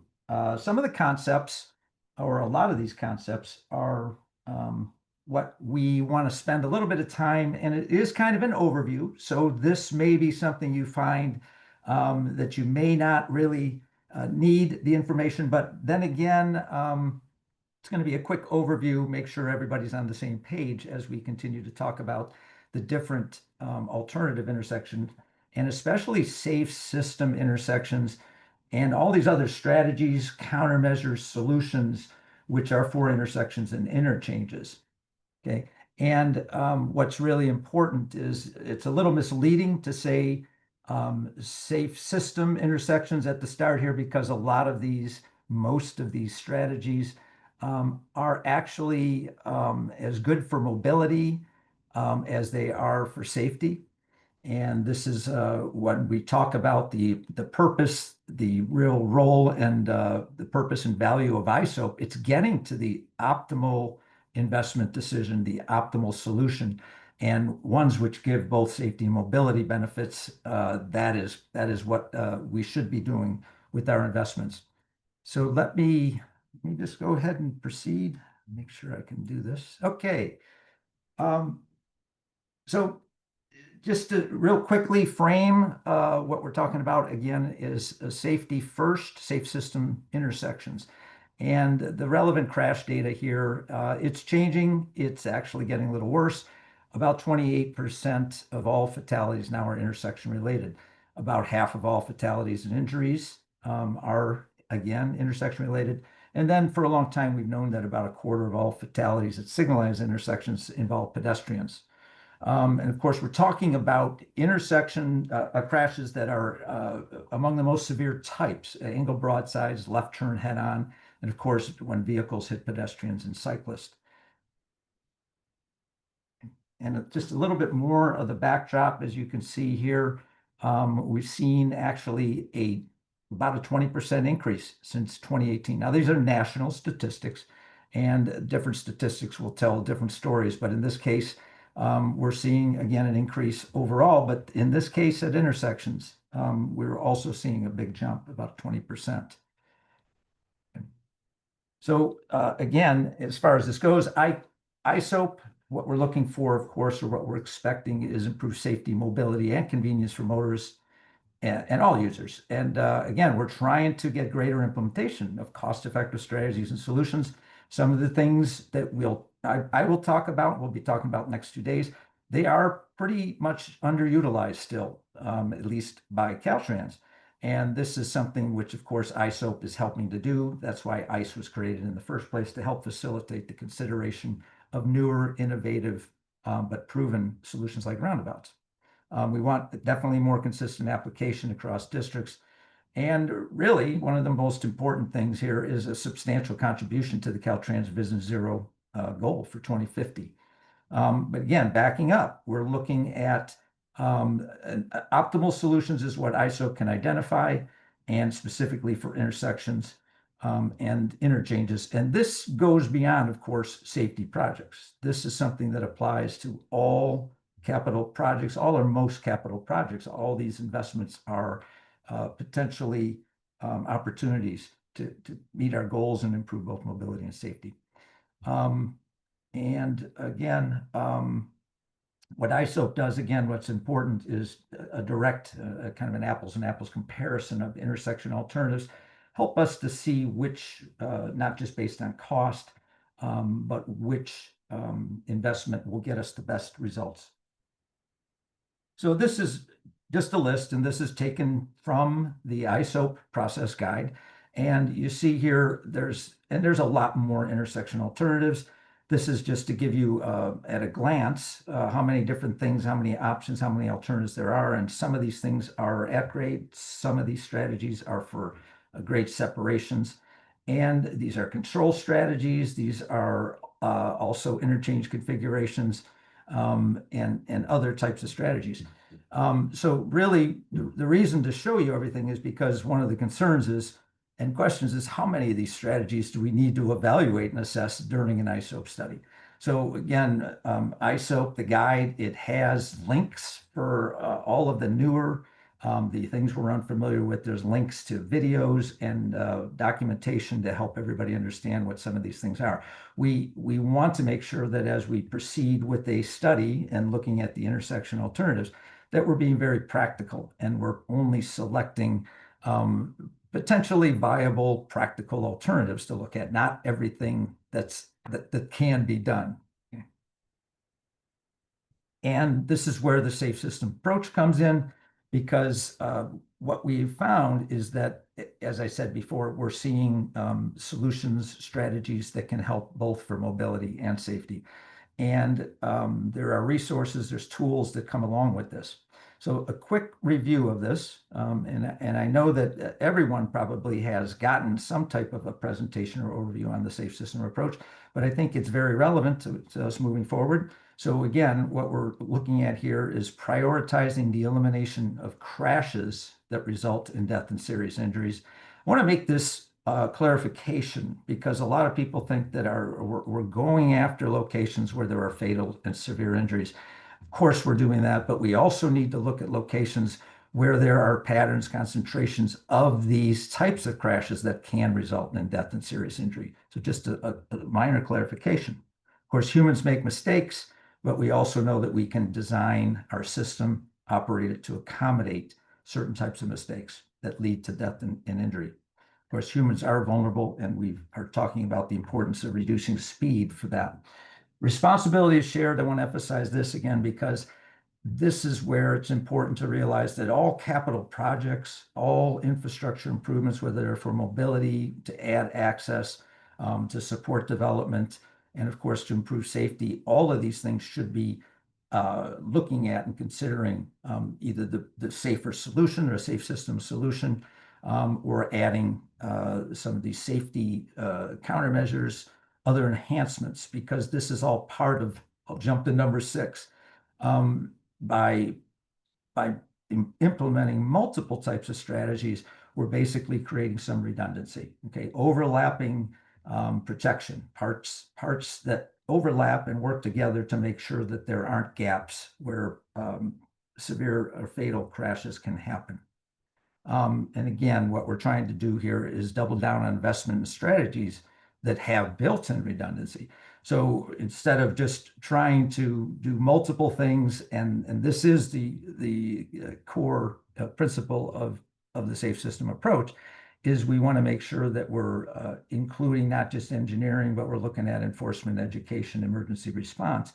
But if we have solution strategies that have built-in redundancy, that is kind of the starting point, or the go-to type of strategies that we want to consider and evaluate early. So just one last thing: safety is proactive and reactive.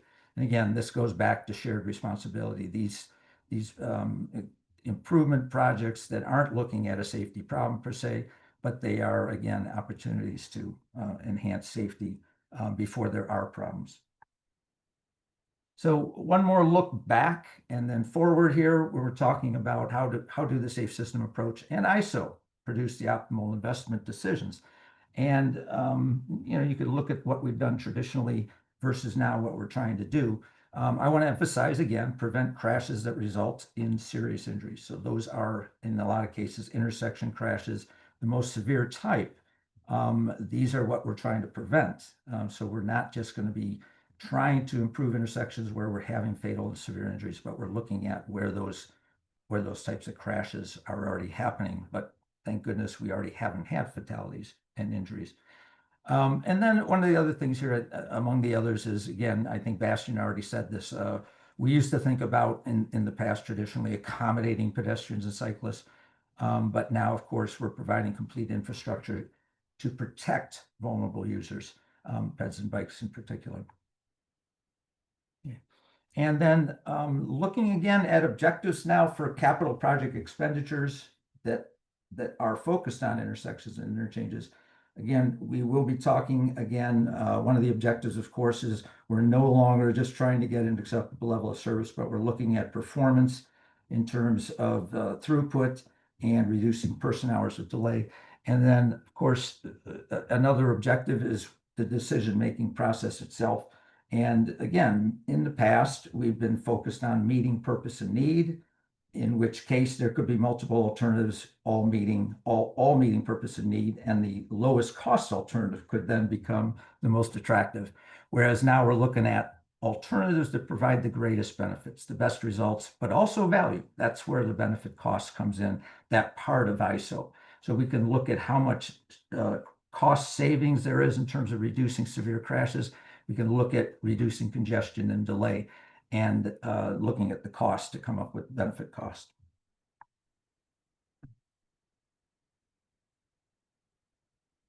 So this is one of the key resources or tools that I want to emphasize.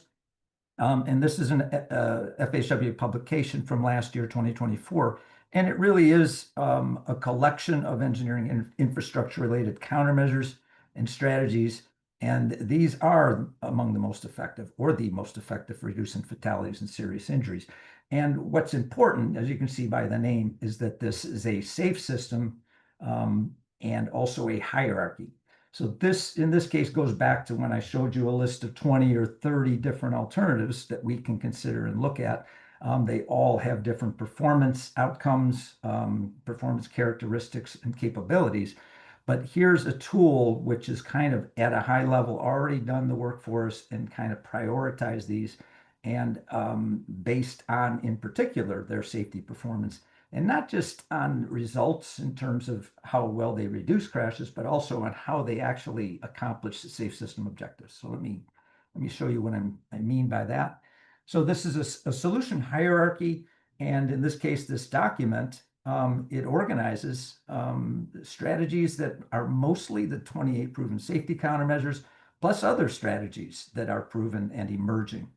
And it places them into tiers, 4 tiers, of course, from highest, the best being tier 1 to tier 4, in terms of meeting these objectives that are part of what we call safe systems or safe system intersections. So again, what we're looking at is the ability, the effectiveness at reducing severe crashes, meeting these objectives. And again, the tier 1 strategies I'll show you are the most aligned, and then tier 4 least aligned. Again, what's valuable about this is that agencies, practitioners, basically you have a starting point. We can say that we now know what the safest intersection alternatives are for, in general, for a broad range of situations and applications. Not everywhere, as we know, traffic conditions, speeds, traffic volumes, for instance. All these things might limit the application of some strategies, but this gives us a good starting point so that there's more efficiency in the approach of what are we going to look at in the ISO study process. So really, how to use is as simple as a few phrases here. Again, as I mentioned, the recommendation here is to first consider, if we have a problem, if we have a project where we're building new intersection or new interchange, first consider the types of solutions or strategies that are tier 1 safe system intersections, especially if they meet more than one tier. And there's actually strategies that meet multiple tiers. And again, if these are evaluated and determined not to be viable or practical for a given situation, then the advice is to start looking at solutions from subsequent tiers. And of course, looking at a combination of strategies becomes something that's important, because there are 4 different objectives, and some strategies meet one objective and others the other performance objectives. These are the tiers and the actual performance objectives. Now, this is all right out of this Safe System Roadway Design Hierarchy, FHWA publication. And as you can see here, the 4 tiers are performance objectives, or objectives for being a safe system strategy. Removing severe conflicts is the #1 objective, and reducing vehicle speeds almost an equally important strategy and objective. Tiers 3 and 4, this gets back into what we've done in the past: managing conflicts in time, stop signs and signals, and then, of course, tier 4, increasing attentive and awareness, things, traffic control devices, other countermeasures that make sure the drivers are alert and are able to make good decisions. Again, from the hierarchy, here are some examples, and what this is it's the organization of the countermeasures for intersections, the proven safety countermeasures. And in this case, you see the check marks for which of the objectives are met by the different intersection proven safety countermeasure. This will tell you there are 4 right away tier 1 safe system. They are able to eliminate and reduce the severe conflicts at intersections. And dedicated left and right turn lanes. This is a fundamental improvement. Reduce left turn conflict intersections. I'll spend a little bit of time on that. And of course, roundabouts. And I want to mention roundabouts because they also meet tier 2, because they reduce speeds where there are conflicts.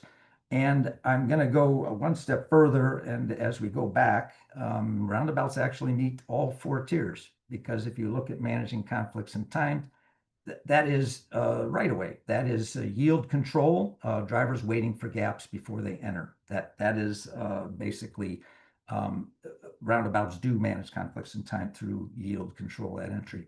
And they certainly increase attentive and awareness. They are a treatment that is used, gateway treatment, and a transition. So they are certainly good at getting drivers awareness because of the obvious need to slow down to avoid hitting something in the middle of the road. So one other table I just want to show you. These are the countermeasures and how the hierarchy, it organizes them based on which tiers they meet. And these are the, I'm sorry, this is mislabeled. These are the pedestrian and bike proven safety countermeasures for cyclists and pedestrians. And I'm showing this because, as you can see, traditionally medians and pedestrian refuge islands are a very important strategy, as are road diets, because they're incrementally reducing speed and crossing width and making it easier and safer to cross. But pedestrian hybrid beacons, I just wanted to share this. We'll cover these in a minute, but they are not quite as some people expect. They seem to be a very popular kind of a favored kind of treatment that from a public opinion standpoint, this is something where we get a lot of pressure sometimes because people view this as the best solution or at least something that's easy to implement. So I'm going to go back to the list, and I just want to show you quickly here, emphasizing now, highlighting in yellow of the list that we had. These are the safe system strategies, and I actually show the tiers that these meet. As you can see there on the left-hand side with the PED beacon, roundabouts, restricted crossing, and that's the reduced left turn conflict. On the right side, at grade or grade separate interstates. Of course, we're going to talk about the diverging diamond as well. And before going off to give an overview of 2 or 3 of these safe system strategies, I want to bring up the point that there is something that is not a safe system intersection, not on this list, not in the roadway design hierarchy. Always stop and traffic signals in particular. And I think everybody already knows these are covered in the MUTCD. These are traffic control devices and systems. Of course, they do reduce conflicts. As I said before, managing conflicts in time. They do reduce severe crashes, but they are not proven safety countermeasures, and they are certainly not safe system when it comes to when drivers make errors at these types of intersections. The outcome can be catastrophic, and that's where this idea of redundancy and safe system comes in. So they are good, but they are not what we no longer rely on these, and I think that that's the case. As innovative intersections have evolved over time, we now know that there are better intersection strategies, control strategies, and configurations. So instead of relying on always stop and traffic signals as safety solutions, we now know that they are, according to the hierarchy, not something that we want to elevate as a high priority. And in fact, more data, again, what we see is actually a 26% jump in fatals at signalized intersections, again, since 2018, and that's a pretty significant jump. So we know that in spite of a lot of traffic signals, this is where a lot of our fatal and severe injury crashes are occurring. From a safe system standpoint, this photo is intended just to make one simple point, and that is decision-making at intersections is critical, and at signalized intersection, decision-making is not always becoming easier, it's actually becoming tougher.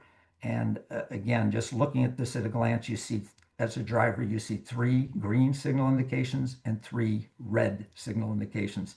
So it's not really that far-fetched to think that, yes, drivers are occasionally going to make a mistake, especially if they have poor vision, or they are tired, or it's dark, or they are under the influence. So this is, again, an indication that mistakes can happen pretty easily. And again, the outcome of a red light runner or just a mistake at an intersection like this. This is what we're trying to address with the ISOAP process. So I'm just going to cover real quickly the pedestrian hybrid beacon. I'm pretty sure everybody here is familiar with what this is, but just a quick review. This, as this quote from the MUTCD says, this is it's to assist pedestrians in crossing streets and at crosswalks in particular, and they can be mid-block crossings. It's interesting because this quote doesn't include what the FHWA says when they talk about pedestrian hybrid beacons. They emphasize that this is that PHBs help pedestrians to safely cross, especially higher speed roads at mid-block crossings and uncontrolled intersections. So you have the safety benefits, and you have also helping stop traffic so pedestrians don't have to take risks and don't have to expose themselves to moving traffic. And in some cases, go out to a refuge island or to a left turn lane, which might not be the safest place. The safety benefit for each of these countermeasures is important to share. As you can see here, you get about a 55% reduction. This is a crash reduction factor based on studies project performance evaluations. And as you can tell, there's a significant reduction in PED crashes when these are implemented, all PED crashes. Unfortunately, as you can see on the right, the reduction in fatal and serious injury crashes has only been measured at about 15%. And again, this is the FHWA publication on proven safety countermeasures. So this is, again, explaining why this is not considered a tier 1. This is not considered a solution which is going to get us to our goals very quickly, but certainly offers a lot of good safety protection. And this is a case-by-case decision. Okay, so I'm going to jump to the next of these two more strategies I want to cover. And the next two are really equally or even better for improving mobility. So this is where, again, we are now recognizing that we have alternatives, which are, in a lot of cases, a very attractive alternative to start studying. And again, I don't want to spend a lot of time because I think everybody is very familiar probably by now with roundabouts. This is the very basic description of what the key features are. I just want to emphasize again sizes. And again, this is about 135-foot diameter. It's actually kind of an oval shape that handles an incredible amount of STA vehicles. And this is down in Porterville. But again, what we have with roundabouts is incredible range of applications, going down as small as 50-foot diameter for minis, and again, going up to 200 feet or more to accommodate more circulating lanes. And of course, turning movements become easier with greater size. Again, the characteristics and flexibility, I think you will probably, one of the next speakers before the end of today will probably cover design and flexibility and practical design. But again, what we know is that these are very versatile and they provide a lot of options for minimizing impacts and cost, so that we can get improvements implemented without sacrificing the operational safety and calming benefits. There are ways to bring the cost down on roundabouts. And so this is from the FHWA Proven Safety Countermeasures, pieces from it. And what I wanted to point out here is the variety of types. Again, you can see multi-lane, you can see mini, and you can see the peanut shape configuration. All of these things are able to get similar performance benefits. In terms of performance benefits for safety, this has been, again, something very important. About an 80% reduction in fatal and injury crashes is what we can expect when these are implemented. And of course, going one step further and talking about this substantial reduction in crashes, we also still often get the question about our roundabouts getting the same type of results for pedestrians and cyclists. Are they safe, and do they get similar results? And I can say that the numbers from the studies include pedestrian and bicyclist crashes. So that's all been part of the evaluation. But this is because this becomes one of the more controversial issues when roundabouts are proposed and first proposed. I'm going to share with you a couple quotes. And really, all I wanted to do here is bring your attention to some of the literature that's out there and some of the data about roundabouts. And in this case, this is from a Streets blog op-ed piece a 3 years ago. And the link is here. I'd like you to suggest that you read it if you already haven't done so. But what's important about this op-ed piece, it was raising awareness about how few fatal crashes there have been at roundabouts involving pedestrians and cyclists. And what this, the author of this piece basically did his own study and has been looking at data with others and found that there had been only 10 over a long period of time, 10 in the United States, 10 cyclists or pedestrians had been killed. And none of them were crashes that happened at crosswalks in roundabouts. So are roundabouts safer for pedestrians and cyclists? We know that based on how they convert the conflicts, make them less severe, and how they reduce speed. We know they are a safe environment for pedestrian, for all users. But then there is data like this that can also help people's understanding of what actually has been happening out on the road. This second piece just refers to the bill, the federal highway bill and the legislation, how it calls out roundabouts. And again, this is something which I don't know if a lot of people know this, but this was kind of groundbreaking that the federal government emphasized, highlighted the role of roundabouts as a safety benefit improvement for all road users.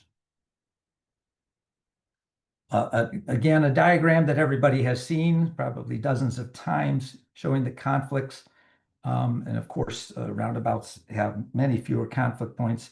But what's most important about this is that they are reducing the speed at those conflict points.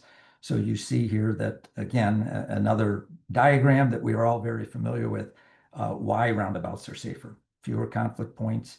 And again, a very low speed. I think Bastian was making the point, at very low speeds, two things can happen. Drivers are able to do incredible things, stopping on a dime, averting vehicles, other vehicles, averting pedestrians, crashes. But also at very low speeds, you get into the maximum amount of design flexibility. So a well-designed approach to a roundabout getting a low speed will allow you to, again, get smaller and to do, or designers to come up with designs that really can reduce the cost. Kind of in a summary way, going back and looking at the safe system approach for roundabouts in particular, as I said before, you have the 4 tiers. And again, this is showing the 2 most important, highlighted here, removing crossing and left turn conflicts, reducing vehicle speeds. But I want to mention a few of the other advantages, which are, some of them have been around for a long time. We've known that roundabouts really facilitate road diets. And this has got to do, again, with their operational efficiency, their ability to handle more traffic. And this allows you to have smaller cross sections, fewer lanes to handle the same amount of traffic and efficiently with yield control. So this is one of the advantages or roles that roundabouts play. We also know that in this case, you could see the number of lanes, the amount of infrastructure that needs to be built, the cost, the maintenance. On the right side, of course, you have a signalized intersection. On the left side, you have a roundabout, and you could see how the widening of this short little piece of road, it had to be widened in order for the signal to operate without causing the peak hour congestion and queuing that would back up into the closely spaced roundabout, whereas the roundabout only needed a single lane to handle the traffic during the peak hour. So again, a major advantage here, shorter spacing and fewer lanes. Another example of that here is just the fact that this is a project that goes way back in Central California, in Galt, where again, improving the intersections, a lot of the problems that we've had on congestion, interchanges that have had excessive delay and queuing back onto the freeway. The solution is often just fixing the intersections. That's where the breakdown, the bottleneck occurs first.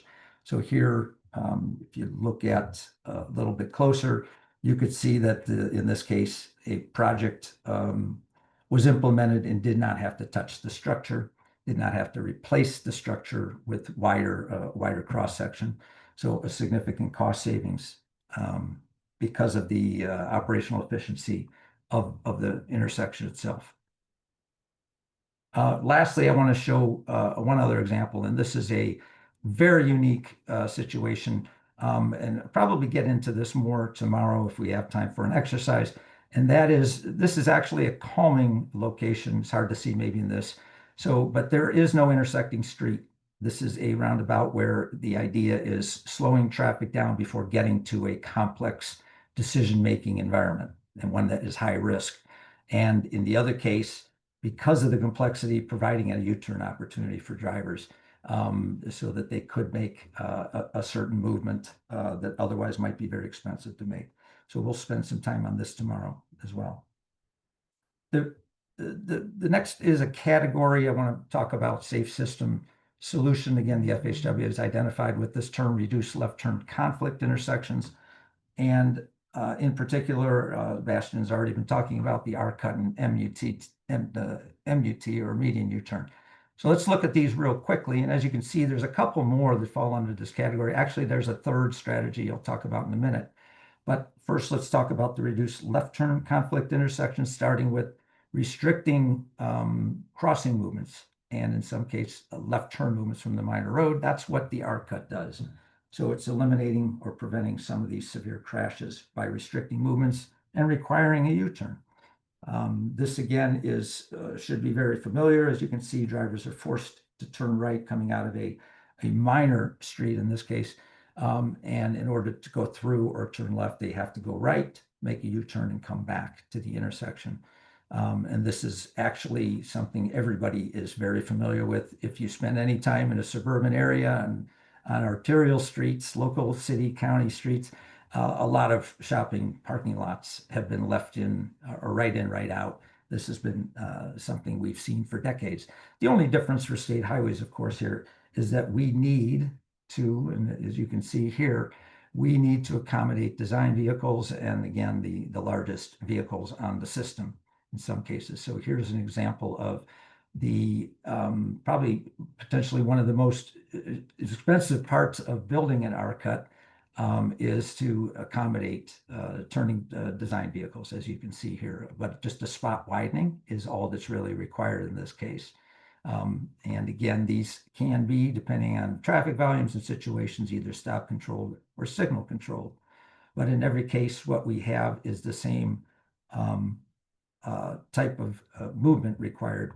And this is actually the intersection that is now at the center of this.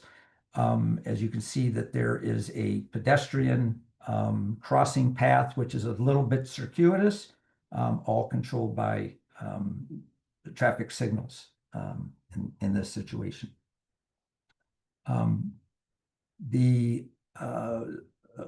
basic conflict analysis, as we already looked at for roundabouts compared to traditional intersections, you get a significant reduction in the total number of conflict points by going from what at a fully open, accessible intersection, standard intersection, you have up to 54 conflict points.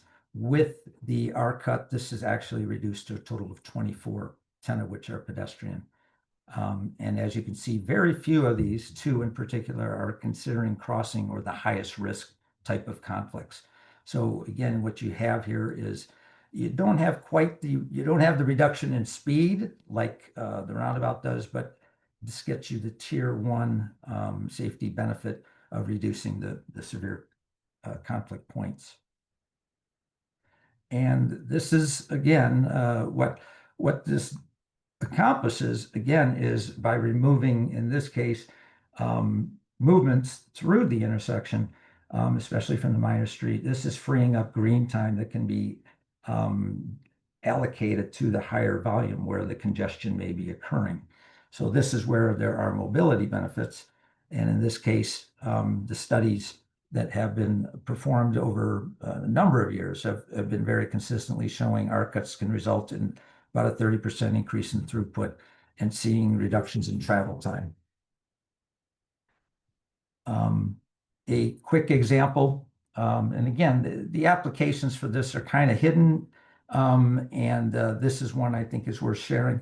Wanted to point out here that this is an urban area in District 4, an interchange near the Bay Bridge, where actually passenger cars have an option. It's maybe a little tough to see here, but the main route to get to the freeway to go south is to use a hook ramp, as you can see here north of the Powell Street. But cars can use the option. They have an alternative to go through the interchange, make a U-turn, and come back onto kind of a slip ramp that goes directly to the Bay Bridge. So here's an example of how restricted crossing, we're eliminating a left turn or crossing movements, improving safety, but also we have improved mobility at this interchange. So we talked about the operational benefits, again, the safety benefits in terms of crash reduction studies are showing 50 to 60% historically reduction in fatal and injury crashes. A lot of these are more rural applications and stop-controlled locations. But there are substantial reductions. So again, you're getting good benefits, reduction of severe crashes, fatalities, serious injuries, and reducing congestion.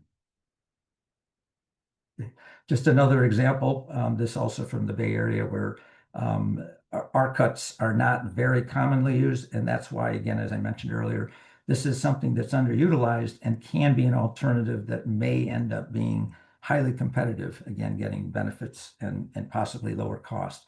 Typically, we're not adding lanes. We're maybe adding auxiliary lanes, speed change lanes, but not adding extra through lanes on each side of a signalized intersection in order to increase the capacity and throughput at a congested area. Real quick difference between R-cut, now the MUT median U-turn, is that the minor street can often have significant traffic volume, and that through movement in this case is significantly such that we don't want to force all the drivers to turn right and come back into the intersection. It's just not practical. So in this case, instead, all of the left turns are removed from the major intersection, and they are directed to do the U-turn short distance downstream and come back through the intersection. So you have a lot more direct crossing conflicts here than with the R-cut. And because of that, you will see there are a lot more conflicts, 32, I think, instead of 24. And there are twice the number of crossing conflicts, 4 instead of 2. So it's not surprising to find out that the safety benefit or the crash reduction for the median U-turn has been documented, studied and documented about 30% reduction in injury-related crashes. So not doing as much to reduce fatal and serious injury crashes, but getting significant operational benefits. So it's still a good alternative to consider through the ICE process. We'll come back and talk, as I mentioned yesterday, this is just to show these are traffic calming, in this case, roundabouts adjacent to a major intersection. And in some cases that can, again, slowing traffic down before they get to the major intersection where there may be significantly more ped activity. And then the interchange concept I want to show. A safe system intersection that relies the safety benefits are basically related to the removal of crossing and left turn crossing movements at interchanges. And of course, the DDI has become very popular. In this case, as you can see in the drawing here, the 2 signalized intersections operate at 2-phase. And I think all the left turns to and from ramps across the local artery are converted to merge-diverge movements. Bastian already showed this. I'm not going to spend much time, except to say that there are challenges, of course, for pedestrians in particular, because of potential higher number of free turning roadways, ramps, and on-ramps in particular, as Bastian noted. But again, just to show really quickly the concept, as you can see here, got these crossover intersections that are signalized.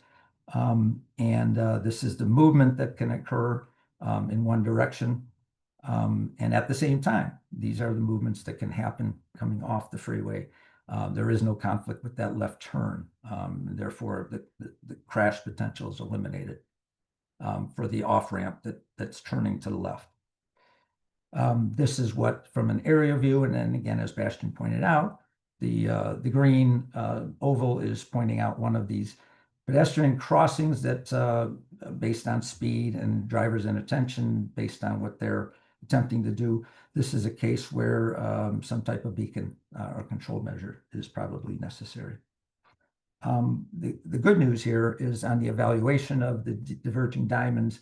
This was one study done in Minnesota, and I think at 2 DDIs, they documented that they reduced crashes 90%, total crashes, comparing 5-year crashes before diamond interchanges were converted to DDIs. So a substantial reduction in total crashes.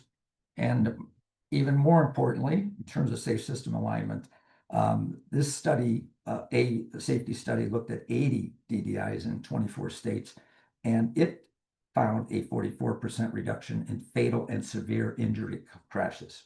Okay, again, at certain locations and volume ranges. But this is why it is now in that roadway design hierarchy recommended as a safe system alternative, at least for comparison purposes. The ped and bike movements, I think Bastian already covered. Bikes are basically riding along in the shoulder, as they always do, bike lane or shoulder, or on a shared use path outside or in the median. And this is a photo in case you have not been to one or seen this before. This is the median overcrossing where pedestrians end up, or bicyclists in this case. They end up between the two signalized intersections and now have protected crossings back to the right side.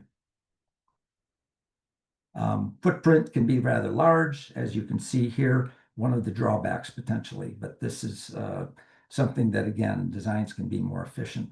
But certainly the spacing between the diverging diamond interchange terminals, ramp terminals, can be very short, the same as with roundabouts. But again, a larger footprint it may be necessary. So that's a cost and a land use consideration. This is showing what a 180-foot diameter roundabout would look like within the footprint of a DDI intersection.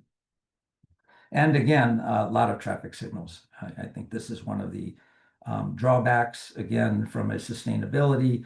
There is a cost that goes with operating and maintaining all of these things and the electrical supply. And again, there is the potential for driver error and making mistakes or running red lights. But DDIs do rely on this. I'm just going to be showing you quickly the other interchange concept. Of course, roundabouts can be the double roundabout or a single roundabout, larger one. I don't think we have that in California yet. This is Gilman. That was Napa, just opened. Did not even have an aerial photo yet. This is Gilman, an interchange in a highly urbanized area, high volume. But again, showing what was done. And again, a project actually to improve access to the bay for pedestrians and cyclists in particular. So what you have is a lower speed, shorter crossings for pedestrians in this case. I'm gonna end here, maybe a few minutes late, but this is a table that summarizes the conflicts based on analysis in FHWA's conflict analysis methodology guide. In this case, there's a range of alternatives on the left side, and then an accounting of what types of, how many and what types of conflicts there are for each of these strategies. But also with that is entering the speed at these conflict points, another important consideration, as well as what the published reduction factors are.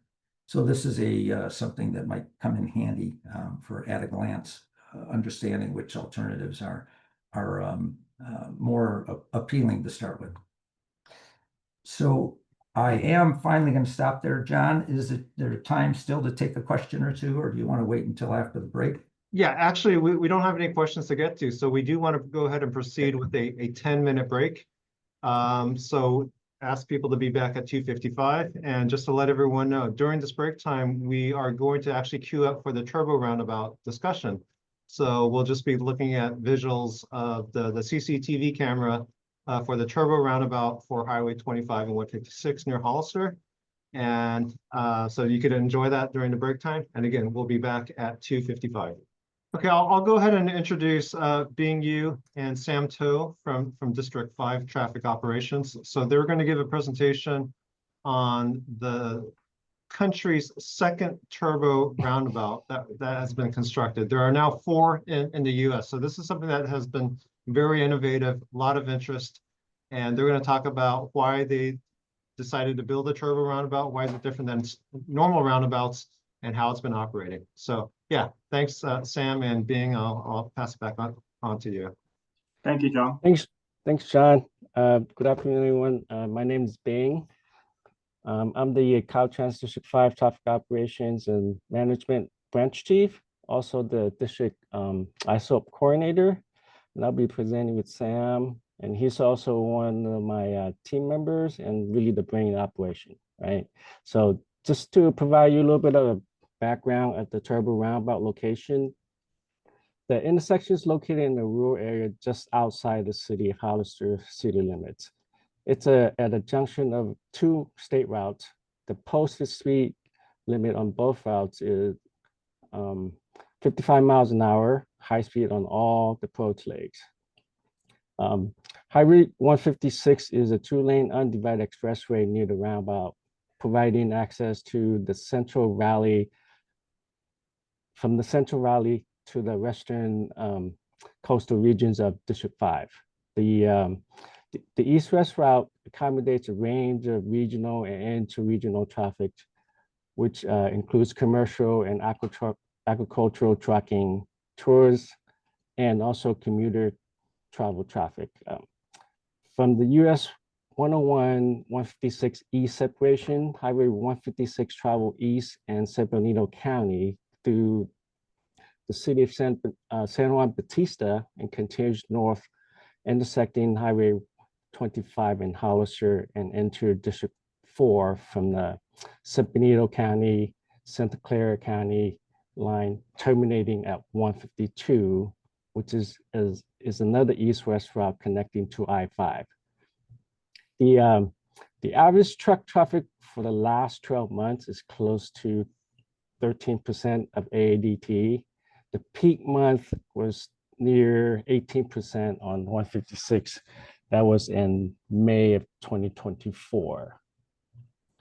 Highway 25 travels north-south through Monterey, San Benito, and Santa Clara counties, ending at the junction with US 101, just south of the city of Gilroy. The route is mostly a rural two-lane conventional highway at the roundabout. It also provides access to the farms along the route, and it's a heavily used commuter route connecting Hollister to the large communities in Santa Clara County and also beyond into the San Francisco, Oakland Bay Area. The truck traffic accounts for about 8% of the average daily traffic. The peak months was also in May of 2024, which is about 11.3%. So next slide, Sam.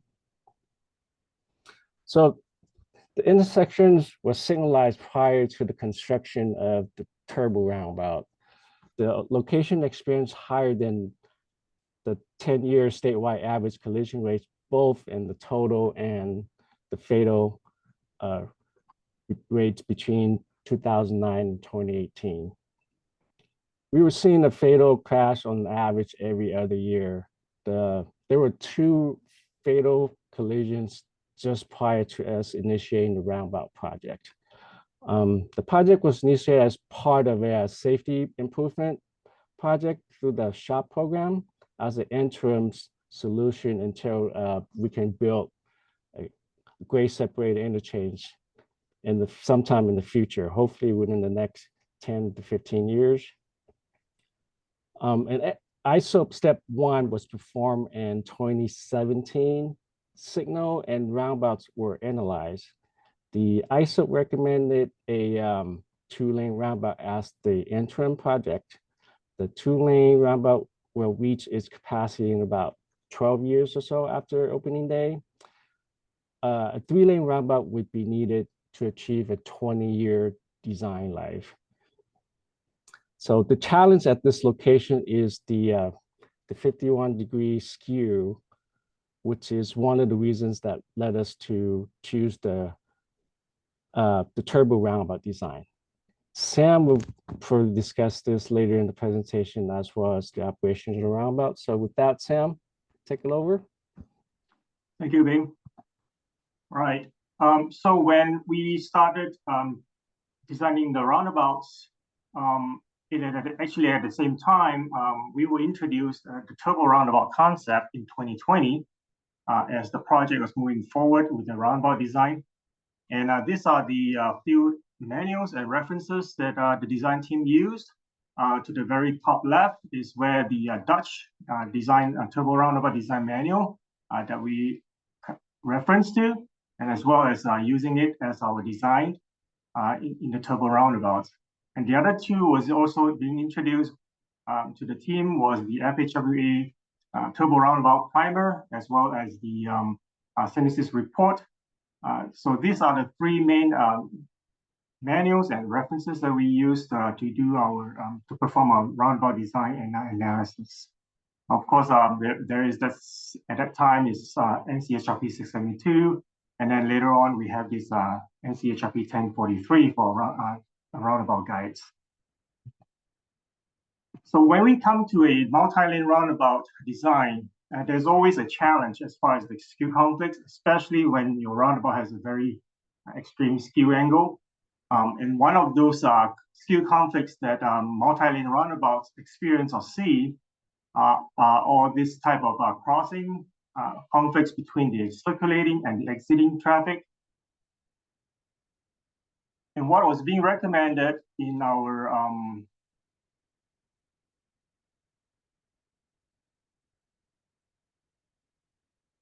so if we lay this multi-lane roundabout at this intersection, a highly skewed intersection, so we can see the highlighted red oval areas are where the skew conflict is going to happen. And this is something that we're being addressed, we need to address in terms of the multi-lane roundabout design. And when by doing the, squaring up the approaches, and if we do that at this intersection, we see that the westbound 156 leg is going to take out, the southbound 25 leg is going to take out a pretty big chunk of the right-of-ways. And because it's a safety project and because it's time constrained, the project do not have enough time and the funding to really purchase the right-of-way and do this design. So when turbo roundabout concept was being introduced to the team, we said, well, let's take a look and let's see if a turbo roundabout will be able to fit in this existing right-of-ways.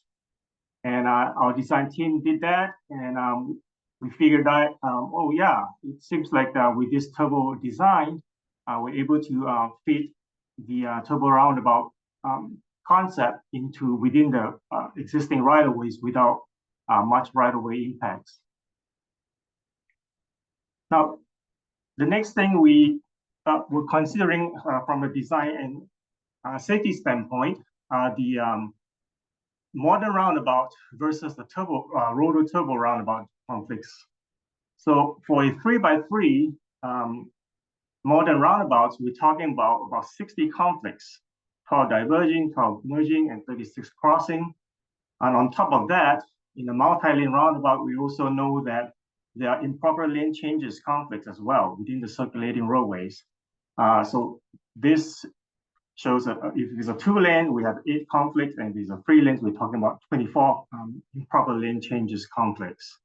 Whereas if we compare that to a turbo roundabout, which is what we have at this location, we are able to reduce the total conflicts to 24. And we also know that it will be able to provide us rather significant capacity throughput through the intersection. And so with that understanding, the project team decided, okay, let's move forward with the detailed design. Some key features of the turbo roundabouts compared to a modern roundabout. So one important thing is the continuous spiral path to guide the traffic from the entry area to the exit. So we come in, the traffic will come in from the inside lane, but then as they circle out, for example, making a left turn, they'll be circulating out to the outside lane. The other key features in the turbo roundabout are the lane selection. So prior, the driver has to select the proper lane before they get to the approach and before they enter the roundabout. And the other key features in the turbo is also the lane divider that to prevent the improper lane changes that we discussed in the previous slide. Here's some very a few examples from the Dutch turbo roundabouts. You can see there's two different type of traversable lane dividers. And this is a very critical element in our turbo roundabout design. Before, just now we talked about the lane selections. Signage is also very critical as well in a turbo roundabout design. This is what is being designed and installed at this location. The left side and the right side, what you're seeing is what is out there right now. We're also in the process of installing an additional sign for the right turn lanes as well. Advanced signage is very critical in a turbo design. Pavement delineation is as well. It's also a critical part elements of in the design. U-turn in the turbo roundabout, it's not always feasible, but it's possible. The size of this turbo roundabout is about 324 feet, 26 inches by 268 feet across. At the project site, we have actually installed two analytic cameras that is constantly collecting traffic data for us.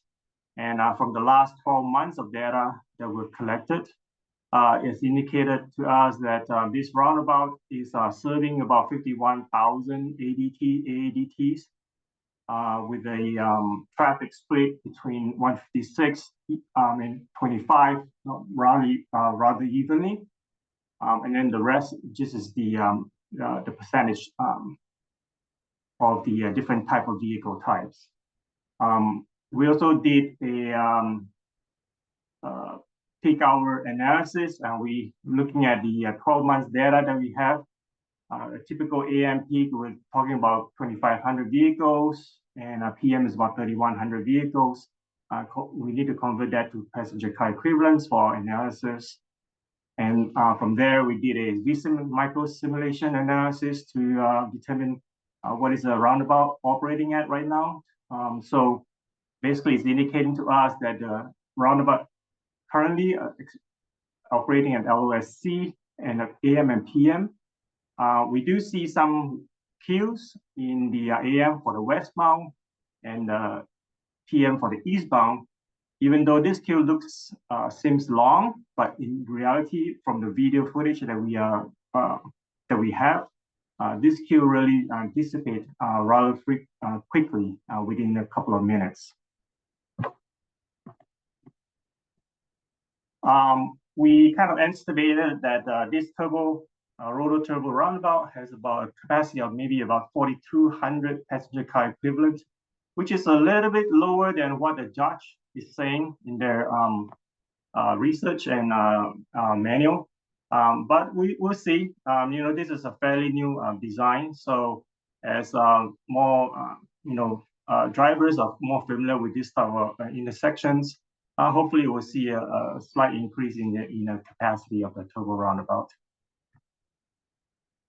The data that we have collected also includes very detailed per vehicle speed. And we also have a lane by lane speed as well. This is just a sample of what we're looking at.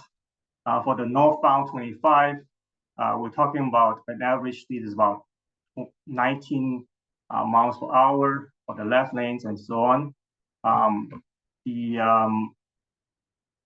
We also have a circulating speed as well near the entry areas that we collected. So we're seeing that the circulating speed for all vehicles average is about 12, range from 12 to 21, for trucks 8 to 16, and a car for cars 13 to 22 miles per hour.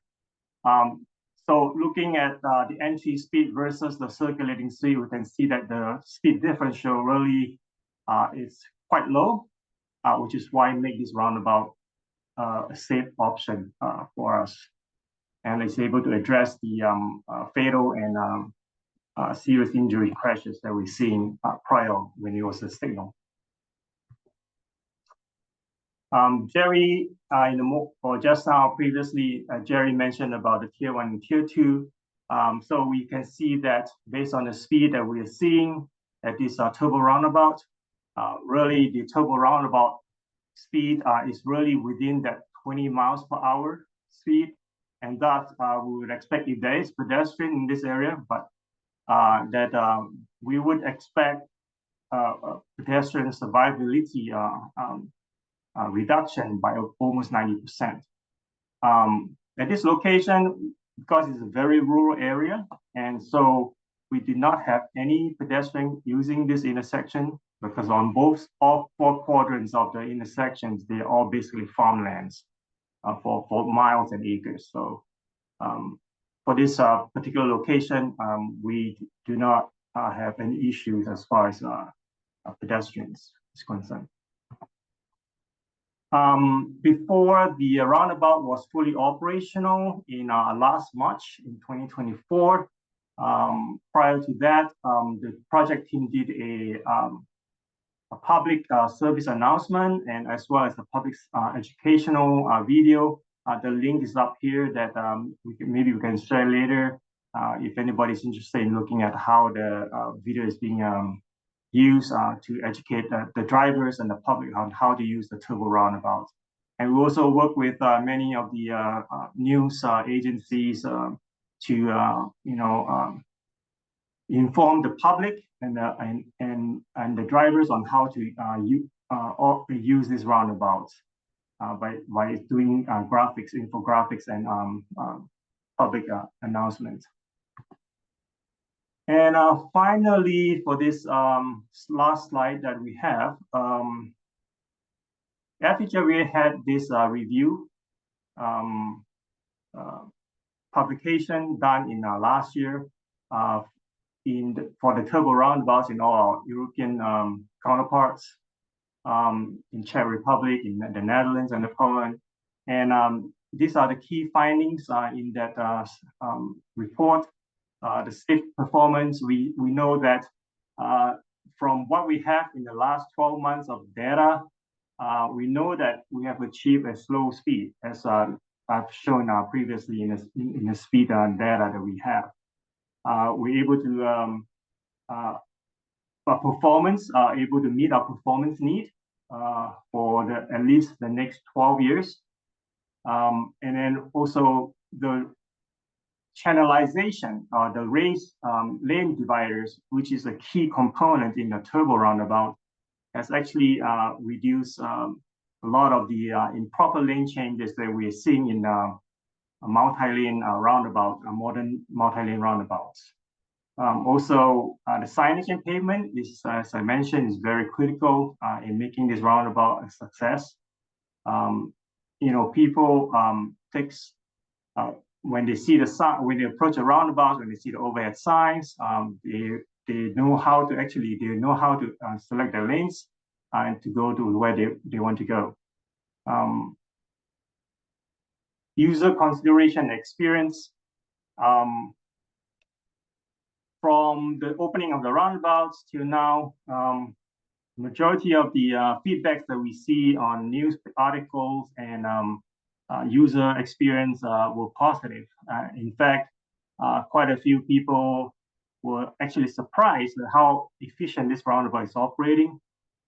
When they started using it, at first they thought it was going to be a congestion nightmare for them, but ended up their experiences, they were actually quite surprised that this roundabout was able to operate efficiently and actually reduce their commute time, especially commuters from 25 in Hollister, taking 25 towards the Bay Area for their work. This roundabout actually also is designed for large vehicles, so all SEA has no problem and navigating, staying in the lanes. So it actually addresses the large vehicle needs through these two corridors, especially State Route 156. With that, I believe we've concluded our presentation. Do we have any questions? I think someone's asked in the chat asking what the PCE per hour passenger equivalent? Oh yeah, so that is the conversion from the vehicle hours count that we have into taking the consideration of our peak hour factors and our heavy vehicles population. So it's basically a conversion of the heavy vehicles into passenger car equivalents in order for us to do a operation analysis.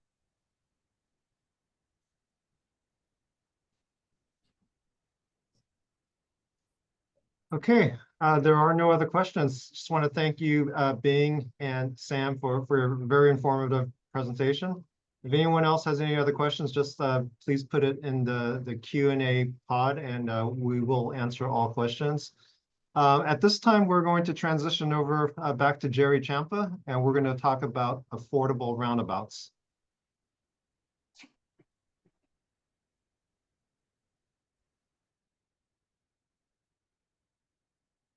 Okay, I think you can hear me. I'm still trying to open up my slides. Let's see if I got this right.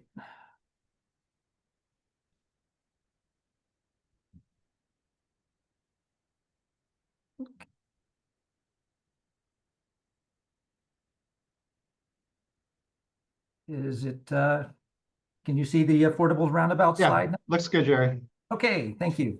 Okay, about the next 30 minutes or so, I'm going to start. There'll be 3 speakers covering different types of affordable roundabouts and different aspects about these.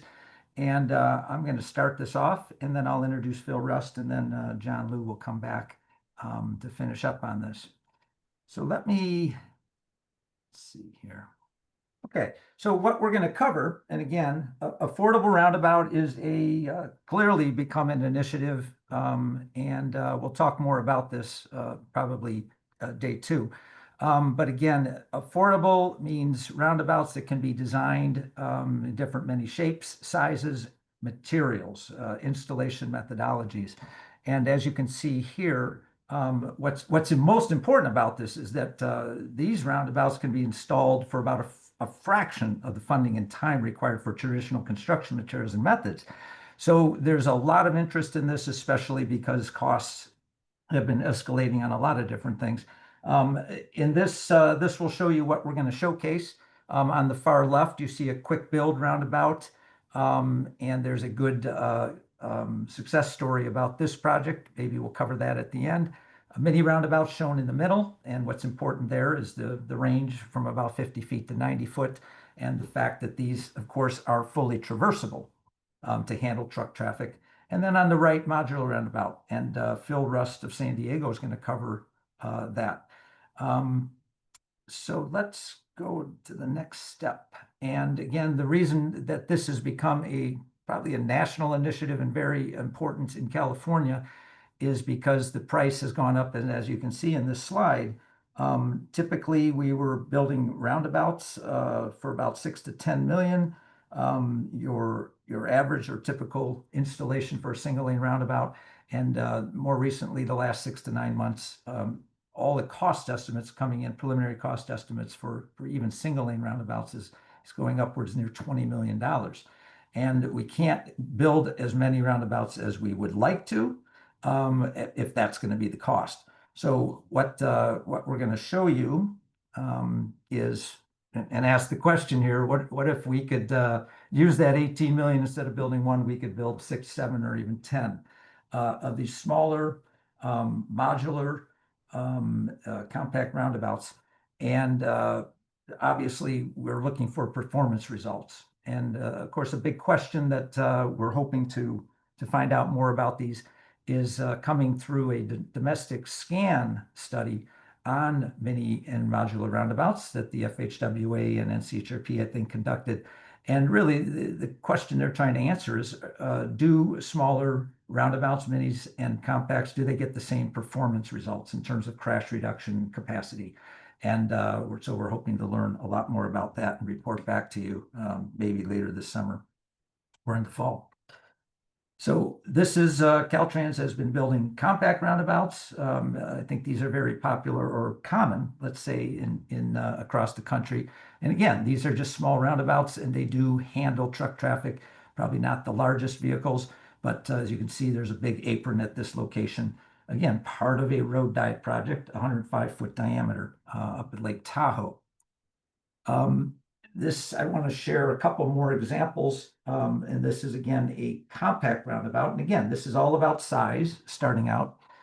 This is a roundabout that's very important because in the state of Washington, at an intersection of a US Route 395 and a state route, as you can see on this slide, about a 12,000 ADT, 65-mile-an-hour posted speed limits, high percentage of truck traffic, rural location, formerly a two-way stop, was converted to a 105-foot compact roundabout. And quite amazingly, this was done for about $1 million in just over a week. This construction work was, they were able to open the roundabout to traffic. Not the whole project was completed. But this is what has caught our interest, of course, in California, because this, as I said before, you could build 5, 10, 15 roundabouts. And again, considering the location, a high-speed location like this is pushing the limits on what guidelines have been recommending for small roundabouts. This is just a little closer picture. And as you can see, there's nothing really dramatically different about it. It's just smaller. And of course, the emphasis is on the approach. Kind of hard to see in this photo, but as long as the approach roadways are being treated and or properly reconfigured, reconstructed to provide speed control, then when they get to the roundabout, the size is not as critical for speed control. So it's all about getting vehicles to slow down before they get to the roundabout. Let's go back to, as you can see here, they built islands, a small raised island and a splitter islands on all 4 approaches with this project. One example of a mini roundabout, and this goes back years ago. This is in Maryland, and it's a 60-foot diameter, a classic mini roundabout in a neighborhood, probably a kind of a rural, suburban, residential arterial, in which case a full-size roundabout project was determined to be too expensive because it would impact utilities. You could see the utility poles there. And so the idea was, let's look at a smaller roundabout. And this is what happened. They ended up building a small 60-foot diameter. You see all the components of a roundabout there, splitter islands, raised islands, sidewalk work. And in this case, years ago, for only $138,000 was the price. But again, this is supposedly a location that's operating just fine for the traffic conditions they have out there.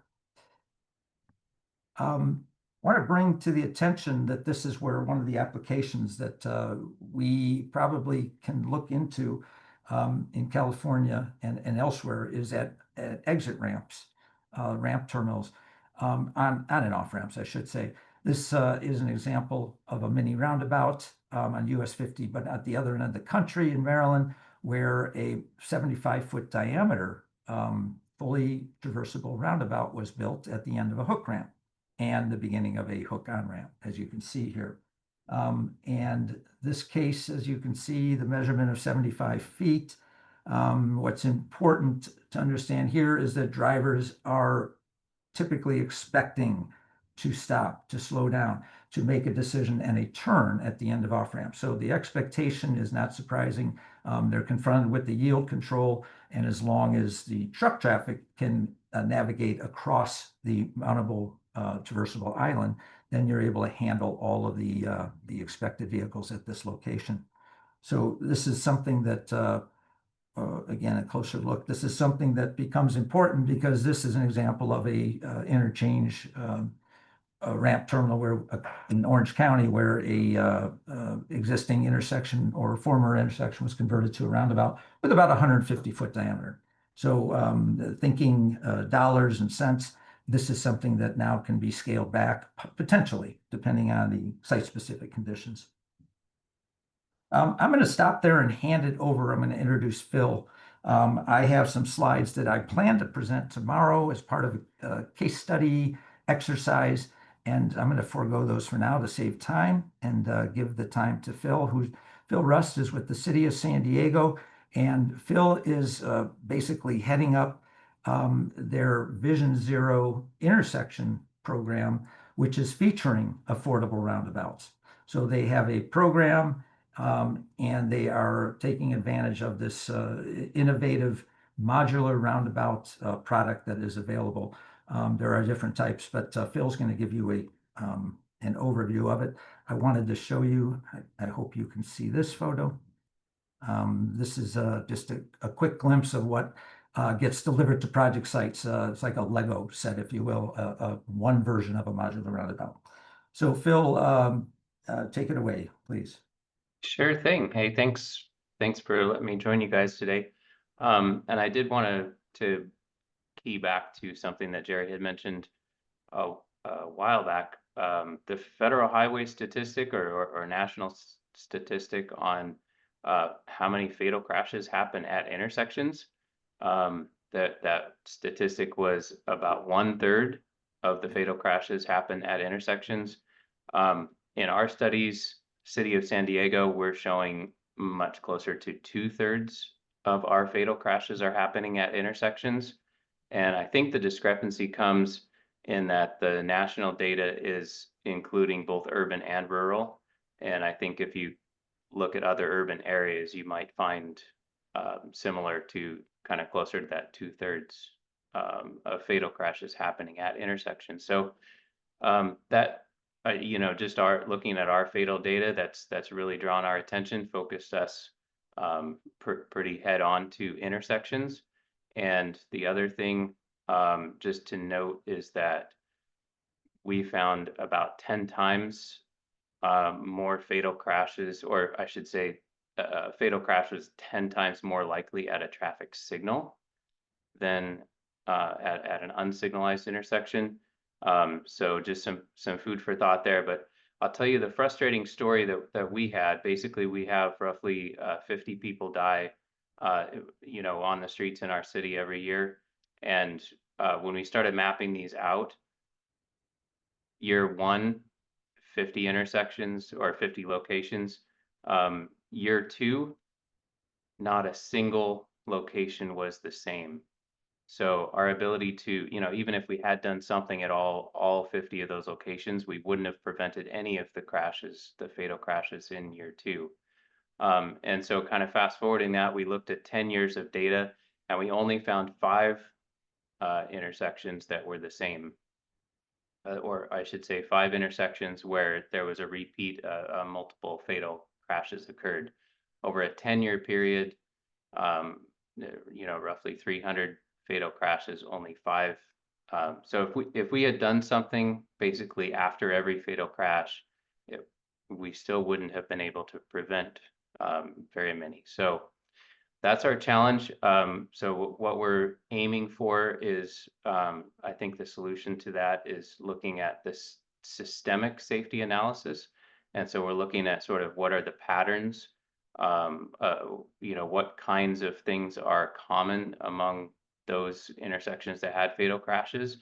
And then we want to install, a countermeasure at all of the intersections that match that pattern, even if they haven't had a fatal crash yet. In fact, especially if they haven't had a fatal crash yet, that gives us a chance to get ahead of it, and perhaps prevent that fatal crash.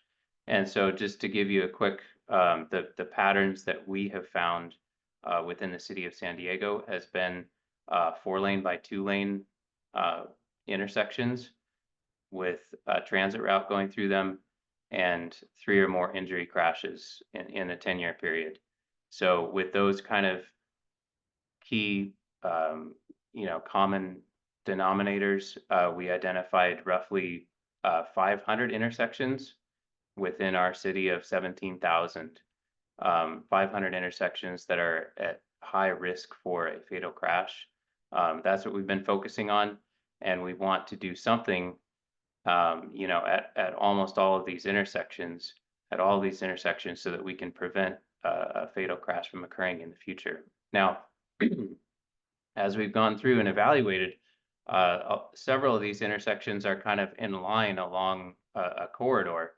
And so essentially, sort of to skip to the end of the story here, we're looking at replacing the traffic signals along that those corridors with roundabouts for the most part, and several unsignalized intersections in between those traffic signals, we're having to do almost nothing because this, corridor of roundabouts would essentially calm the traffic and take advantage of that proximity to the other roundabouts.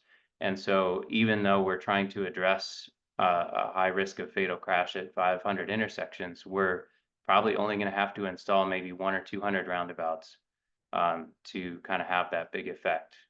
That's what we're looking at. So still, we can't afford even $1 million roundabout at each location. So that's just pushing us towards these lower cost, more affordable strategy. And then to just address this slide here, I wanted to kind of simplify things down. I know safe systems is sort of a new term, for a lot of people. And so just to keep it, the idea is we're boiling things down really to two things. As far as the engineering side of safe systems, number one, people are vulnerable. So the focus is to reduce the energy of a crash. And number two is that people make mistakes. And so we have to add redundancy in there. When that mistake occurs, how is that compensated for or accommodated within the system? So to reduce crash energy, we see how roundabouts accomplish this. They certainly eliminate that severe conflict, no head-ons, no broadsides. You can see sort of the color heat map on the right. Aligning the vehicles with each other, you get only like a rear end or a side swipe. Those are going to be less severe. Certainly reduces the energy of the crash, and then reducing the speed. And you can see that chart on the left, just sort of like your Physics 101. The energy of a crash is a function of the square of the speed. And so the green line is what you would think the energy would be, but it's actually much, much higher. And so reducing the speed has a very large effect on the amount of energy that's in a crash. And so you can see in that photo in the middle, a roundabout entry curvature is kind of the critical thing to slow those vehicles down, reducing that energy before they approach and reach the pedestrian crossing and then the circulating roadway. Okay, and then as far as people making mistakes, you want to add redundancy in there.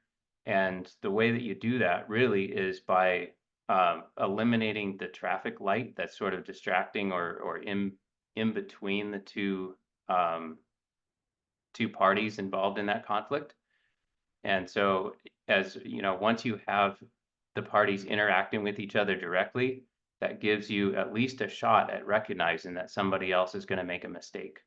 And then you can compensate for that mistake, especially if they're going slower and you're going slower.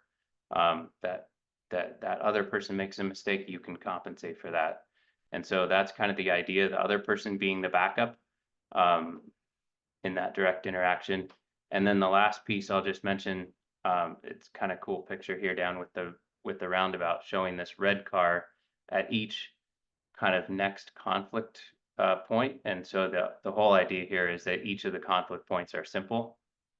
You don't have to look behind you to see where the threat's coming from. It's just one direction at a time. They're spaced out. They're spaced far enough out that you have a shot at dealing with one conflict and then gearing up, deal with the next one. So entering, you're going to look at that crosswalk, make sure it's clear. Then you get to that yield line, see if you've got a space to enter. Then here's kind of an not really publicized one, but you're actually looking at the entry. And if you see somebody who's not going to yield, you're going to be able to slow down, stop, and let them come in rather than smack you on the side. So that's a good one. And then on the exit side before you reach that crosswalk. So that's the idea. You got to kind of have all those elements in place in order to have what could be considered a safe system. And so if we go to the next slide, we'll do a pop quiz here and see how you guys do. Can a traffic signal qualify as a safe system? I think you might be able to guess at the answer, but here the photo on the left, I'm showing just a straight shot. There is absolutely no speed control. Whatever speed you're coming in at on a green light, you're not slowing down. Unless you're going to turn, but for the most part, the through movements are not slowing down. Unfortunately as well, if somebody's coming from the side, and here's, let's say you are the yellow car approaching, and you have the green light, the orange car and the blue car both have the red light, but one of them is about to run the red light. Most of the time you can't even see them as they're approaching, but even if you could, you don't know which one's going to run the red light. So at some point you have to make that determination. You have to be able to guess, hey, this guy's about to run the red light, I better try to stop. You basically don't have a chance. So there is really, it's impossible to provide that redundancy of you being able to spot someone else's mistake and then compensate for it to save your own life. And hey, you've got a green light. How often do you try to check? Is that other person on the side, you know, actually going to stop for me? You just kind of assume they are. So that's the main issue, and the fundamental reason why a traffic signal could never be considered a safe system. It's what Jerry's been saying all along. So just want to underline that quickly before moving into our affordable roundabouts. I want to cover kind of two intersections that we've done here in San Diego. This is the first one here in Balboa Park. The cross distance is 80 feet, ICD. It was an always stop intersection. It had 2 bypass lanes that were removed, and with a very similar amount of delay in the after condition with 2 less lanes. That's a testament to the efficiency of the roundabout. Basically pumping traffic signal like volumes through here now, you know, with very little delay. The key feature or reason why we selected this intersection was there were no sidewalks, no ped ramps to relocate or rebuild. So that really helped us out in this situation. We could just mark the crosswalks where we wanted them. And there, I mean, there isn't a lot of pedestrian activity. Of course, you just can't get here, except on like trails, kind of hiking trails. But there's a lot of bikes. And so you see here, there's right turn only bike lanes that we provided the raised dividers for as well. Those are like more of a concrete color, but it's all the same plastic, recycled plastic material. Just bolts down. So, and that's been one of the strongest positive feedbacks we've gotten is from the cycling community. They just love this intersection, this improvement for their commute. So it's great. And we can go to the next. Oh, wait, before we get there, can you go back one? Sorry. Just wanted to point out the drainage. So there's a 3-foot wide channel right down the middle. It's kind of going across the screen left to right. So every February there's the rains come and we get all this water running down the edge that's kind of closest to us. It runs right through the middle of the roundabout and down to the other side. So that'll come back. I'll mention that again later. Oh, and the in-street. So this is the other thing I wanted to mention. These little yield to pedestrian paddles in the ped refuge islands. So that's kind of a great addition. We are really enjoying those. They provide some vertical relief as well as sort of drawing attention down to where the pedestrians might be crossing. So really like that approach and those signs there. Go ahead, next slide. All right, so this is the 50-mile-an-hour approach. And so what we did was a little bit different. This is still during construction, but on the left-hand side, you can see the splitter island. Here is, and it's quite a bit longer. It's maybe 200 feet long, but it's also wider. So we had, instead of the other islands have 2 yellow boards next to each other, so about 2 feet wide. This is 3 feet wide with that darker board in between, more contrast, and we extended it longer. So on the 50-mile-an-hour approach, we have that sort of treatment to help slow things down, and then also more deflection into the, just sort of worked out that way with a greater deflection into the circulating island. So just so you know, it can be done. And also after the project was installed, we went back and measured speeds, and the 85th was so low that we ended up reducing it to a 40-mile-an-hour approach for the posted speed. So just, you know, the roundabout had a knock-on effect and helped us out there. One of the tricky things about this installation, each piece is unique and was numbered. So it came on the pallets in the semi-truck that Jerry was showing. Yeah, it's a bit of a project. You've got to take the thing off, figure out, look at the plans, figure out where that piece goes. So that took a lot of time, gave us, you know, probably about 12 nights or so of installation. And we wanted to reduce that if we could. The other thing we did here was use a variety of anchors, sort of trying some new things out, basically wanting to make it quicker and easier to put things in. But our maintenance crews actually love the heaviest, biggest ones, even though they were a little bit harder to put in. They know they're never coming out. Like, they've held so well. So that's all they want to use in the future, and that was kind of cool that we were able to do that experiment and get the product that they really love. The other thing we did here was we had fresh pavement basically to put this down on. Just happened to be a resurfacing project coming through. The downside was the asphalt was a little bit softer, so that might have led to some of those smaller anchors not being as much of a favorite from the crew. But the other thing basically was that the asphalt, the resurfacing project was delayed, and that delayed our project. So we were kind of married to that, and then just kept getting pushed several months before we put this thing in, well after what we had promised the community. So not great. Our preference in the future would be just to install it on a regular intersection and not wait for fresh pavement. So next slide. All right, so this is our second location, and we kind of got to do what we wanted here. We're trying another thing, again, very similar size, 80 feet across, also an all-way stop, but in this case, 4 lanes top to bottom. And so we reduced that to 2 lanes, and that's working extremely well. Now that the all-way stop is out, the yield is very efficient and handling that traffic great. The other thing we wanted to do was kind of eliminate that idea of being a jigsaw puzzle and every piece being unique. We wanted to have every piece be the same as close as we could. So that's what we did here. We basically only have raised plastic anchored down around the perimeter of the islands, and the rest of the island is paint. It's basically a very, very high durability bike lane type paint. And so that has worked out tremendously well.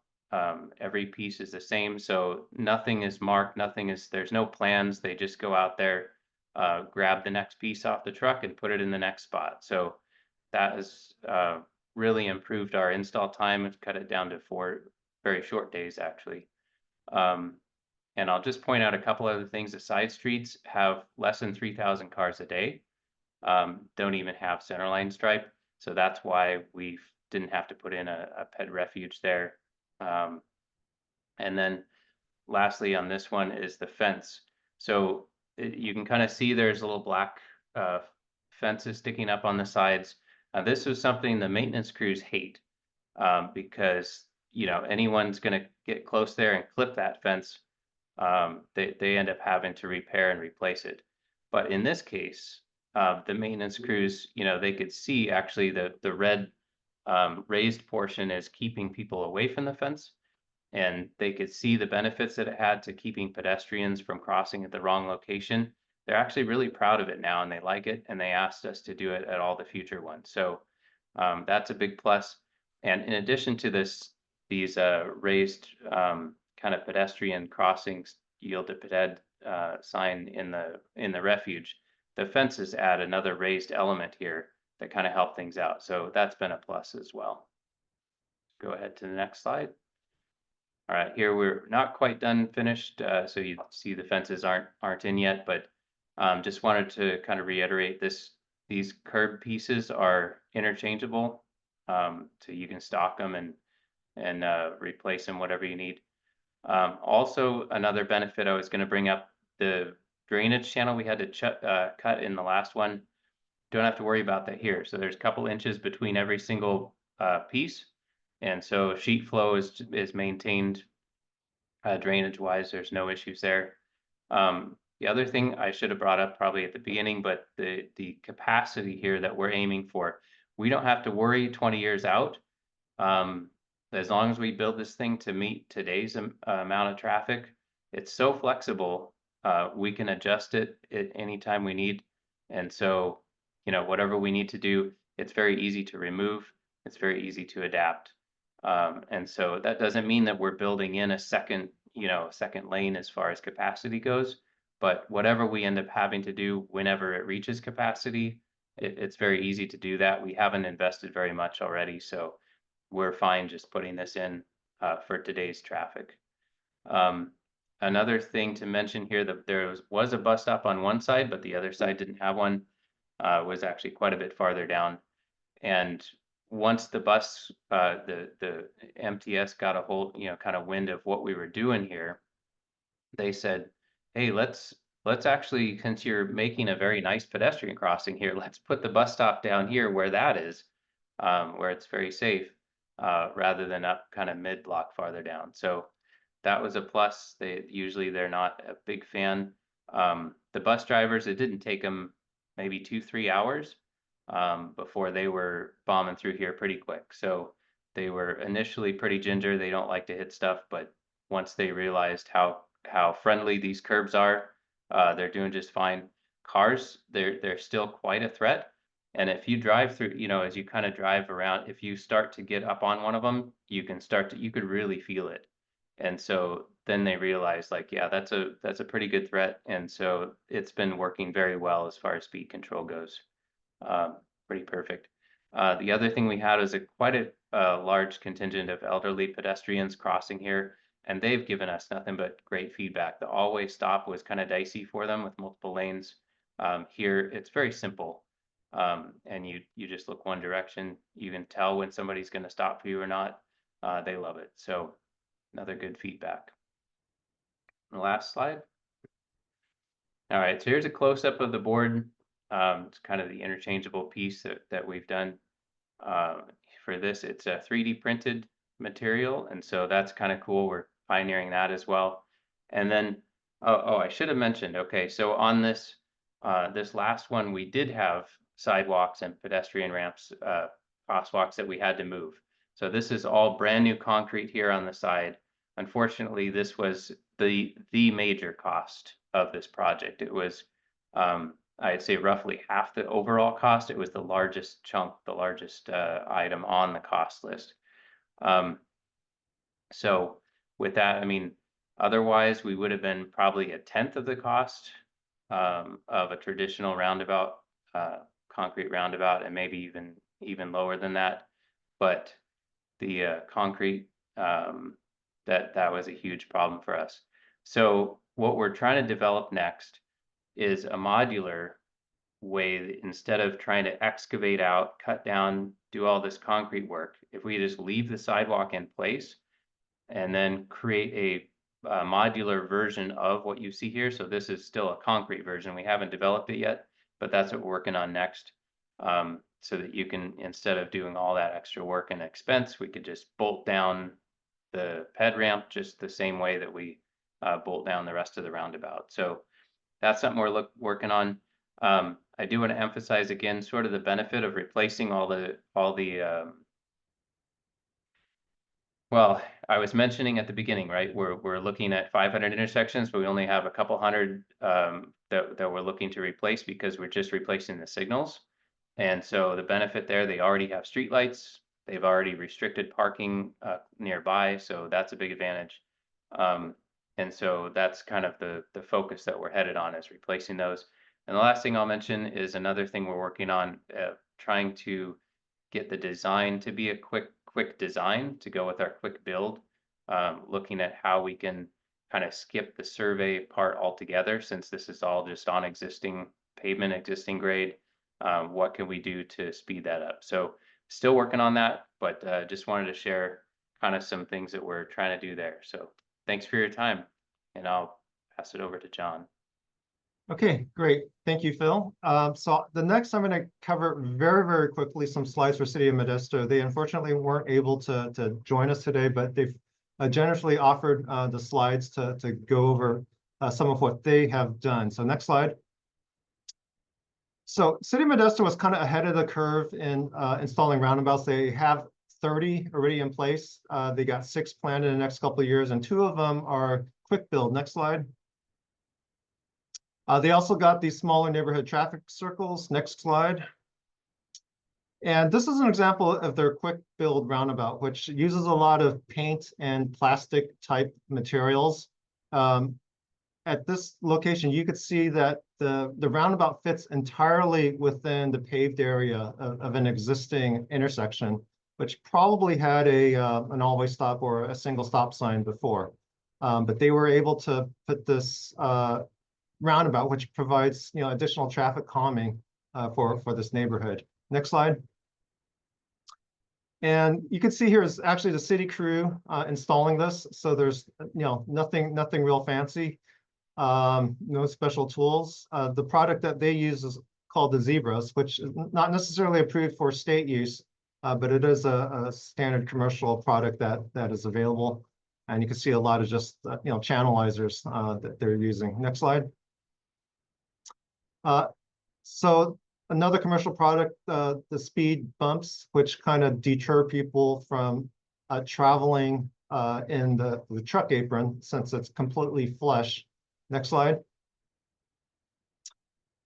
Just you can see these commercial products again. Next slide.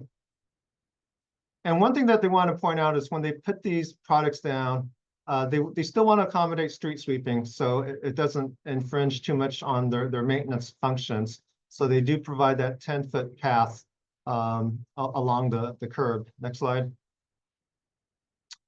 This is another one of their quick build roundabouts. All the central island is back to that paint and plastic, but I believe they were actually able to work with some of the developers nearby to move the curb so it's more compatible with the outer part of the roundabout. Next slide.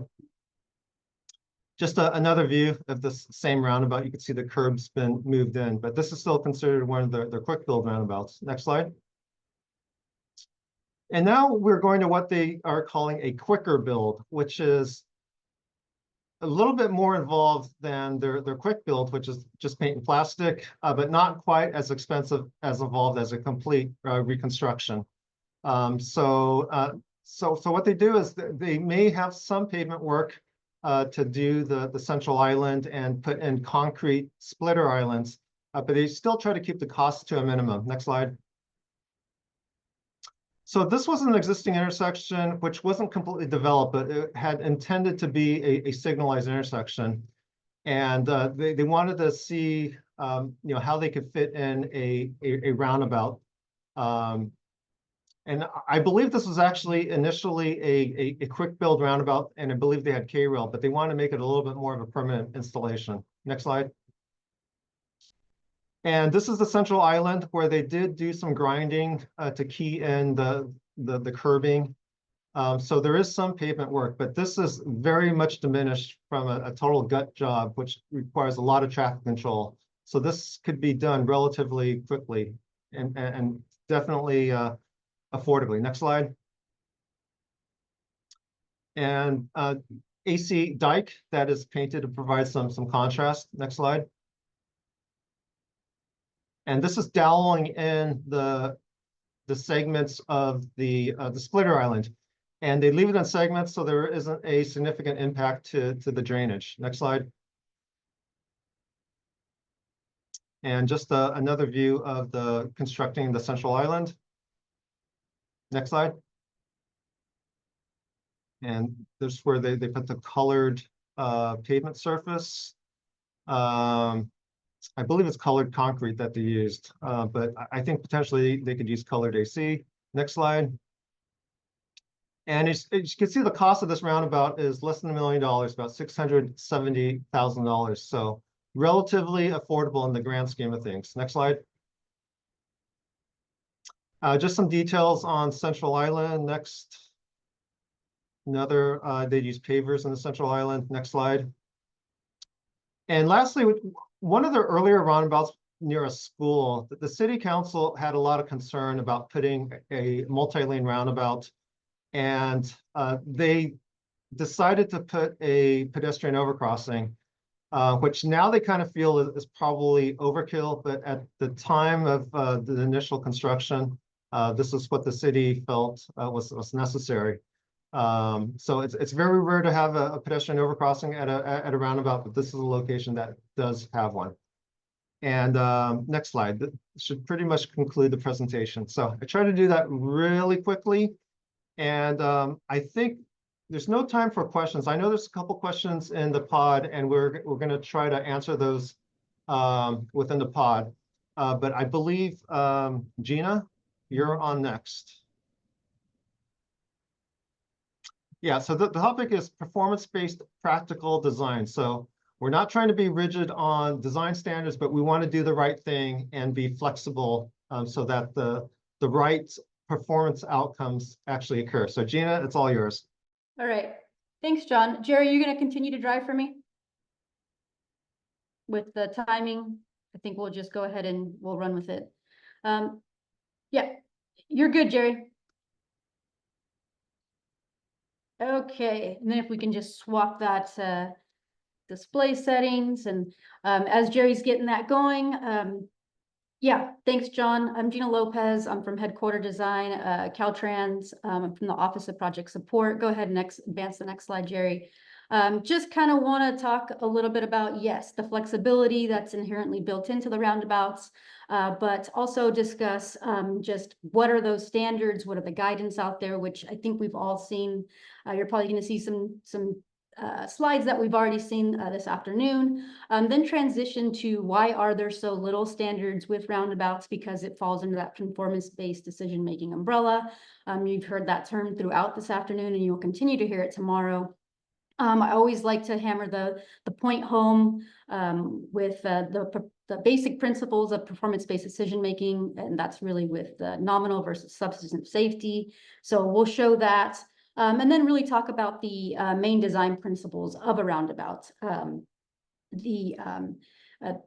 which kind of points to the aspects of the performance-based design aspects of the roundabout. And then we'll close out, right? We've been talking a lot about affordability, how the cost of roundabouts are going up, and how just with the flexibility that can, really help us to kind of implement these quicker, more modular type of roundabouts. Okay, go ahead, Jerry, to the next slide, please. So what you see here is it's our highway design manual. To the left, the standards for roundabouts are in Index 40510. So our office, we are the owners of this section. I should say our team.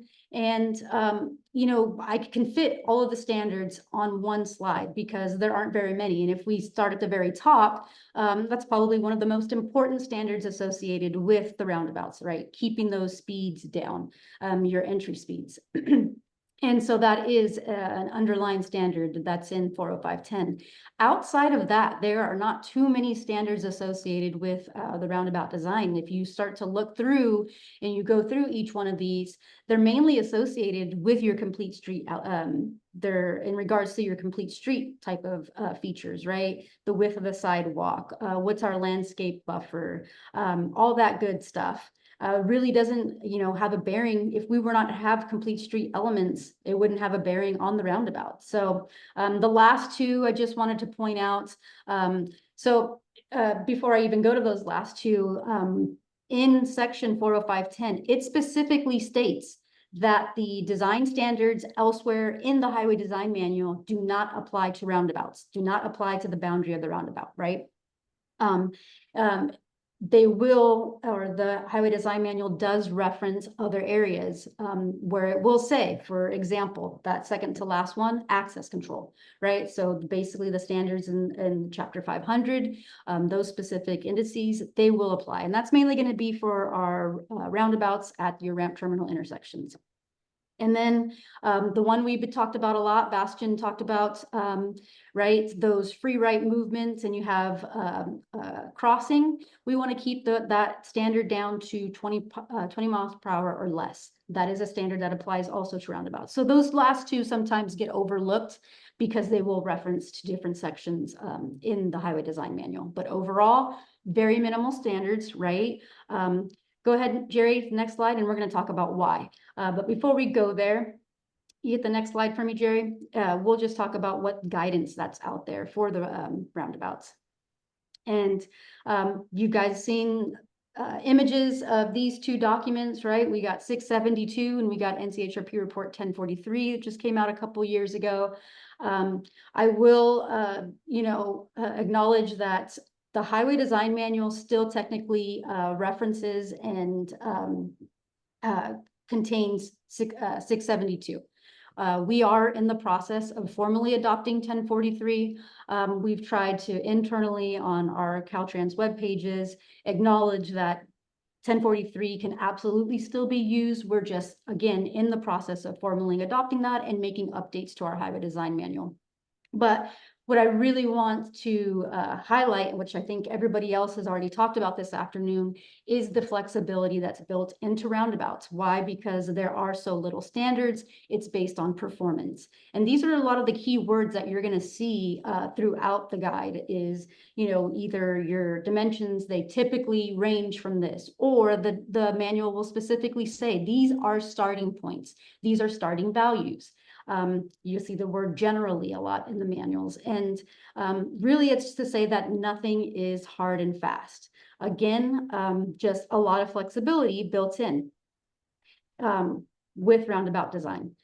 So let's go ahead and transition, if I can get to the next slide, Jerry, and just talk about performance-based decision-making, very specific with the terminology, right? Because we're making these decisions based on the performance of a specific design, and how do we evaluate that performance. We'll talk about that. But, roundabouts is there on the bottom because that's really what I'm going to focus on. But I just want to acknowledge that this maybe is one of the first type of performance-based designs out there, but we still have a lot of, there's other tools, right, that are already following the performance-based umbrella is getting bigger and bigger, essentially. So if you're familiar, I think we're all probably familiar in this room with the Highway Capacity Manual. Something newer or relatively newer is the Highway Safety Manual. So we're going to talk a lot about that tomorrow. But in the divergent diamond interchange, another type of design where performance checks are required, where it's based on the performance. How does it handle the trucks? How does it handle the bikes and peds? And so basically it's actually using data to predict a performance. That's what's happening with the Highway Safety Manual. With roundabouts and DDIs, like I said, we're actually doing performance checks, coming up with performance measures to see, or we have the performance checks to check those performance measures that we come up with. I wanted to acknowledge also that, this is a shift, right? This is definitely a shift in the transportation industry. And I think, we're all aware that the 8th edition of the AASHTO Green Book is going to be coming out. And, it really does say that one of the principles of the next edition is going to be to fully integrate, right, the thought process of performance-based designs into all aspects of project development and our decision-making. So let's jump on this performance-based bus now, because this is kind of the way going forward. I know that is a shift. We're used to, as designers and as engineers, following the standards, right? We like to look at what are those standards, and we strive to meet that. Right. And this is different. These types of designs, these safe system principles, these safe system approach, that is, again, we're shifting away from that. And the best way to explain it, if I can get the next slide, Jerry, if you've taken any of our highway safety manual trainings in the past, I love this graph because it just really quickly tells the picture. I'm going to go through it really quickly because I know we're a little short on time. So what you're seeing here basically is, get one more click, Jerry, and then got some animation on this slide. So our x-axis, we have a design dimension. For this example, we use lane width. And for the y-axis, it's called potential exposure, maybe for liability reasons, but essentially that's our crash risk, right? And as you meet standard, we meet that 12-foot lane width, you see that drastic jump in the potential exposure. And then we like to show 11.5 feet. We're not meeting it, and a drastic jump again in that potential exposure. And this essentially, Jerry, if I can get one more click, this is your nominal example. One more, Jerry, got maybe a little bit more animation on the slide than maybe needed, but this is nominal safety. It's very black or white. We're meeting standard or we're not. And that doesn't necessarily, meeting standard does not necessarily equate to baking in those safe system principles. And I think Jerry touched on that earlier this afternoon. So if we go to the next slide, we'll see what is that shift. And this is what's truly happening. And if I can get maybe one more click, Jerry, and I think maybe one more and then we'll be done, because we're keeping with that same lane width example. But this is really that shift of substantive safety, a continuum. This is what's happening in the real world. This is more representative of, as we make slight adjustments, the outcomes that we will see won't be these drastic jumps, right? This performance is safety performance in this example is based on a continuum.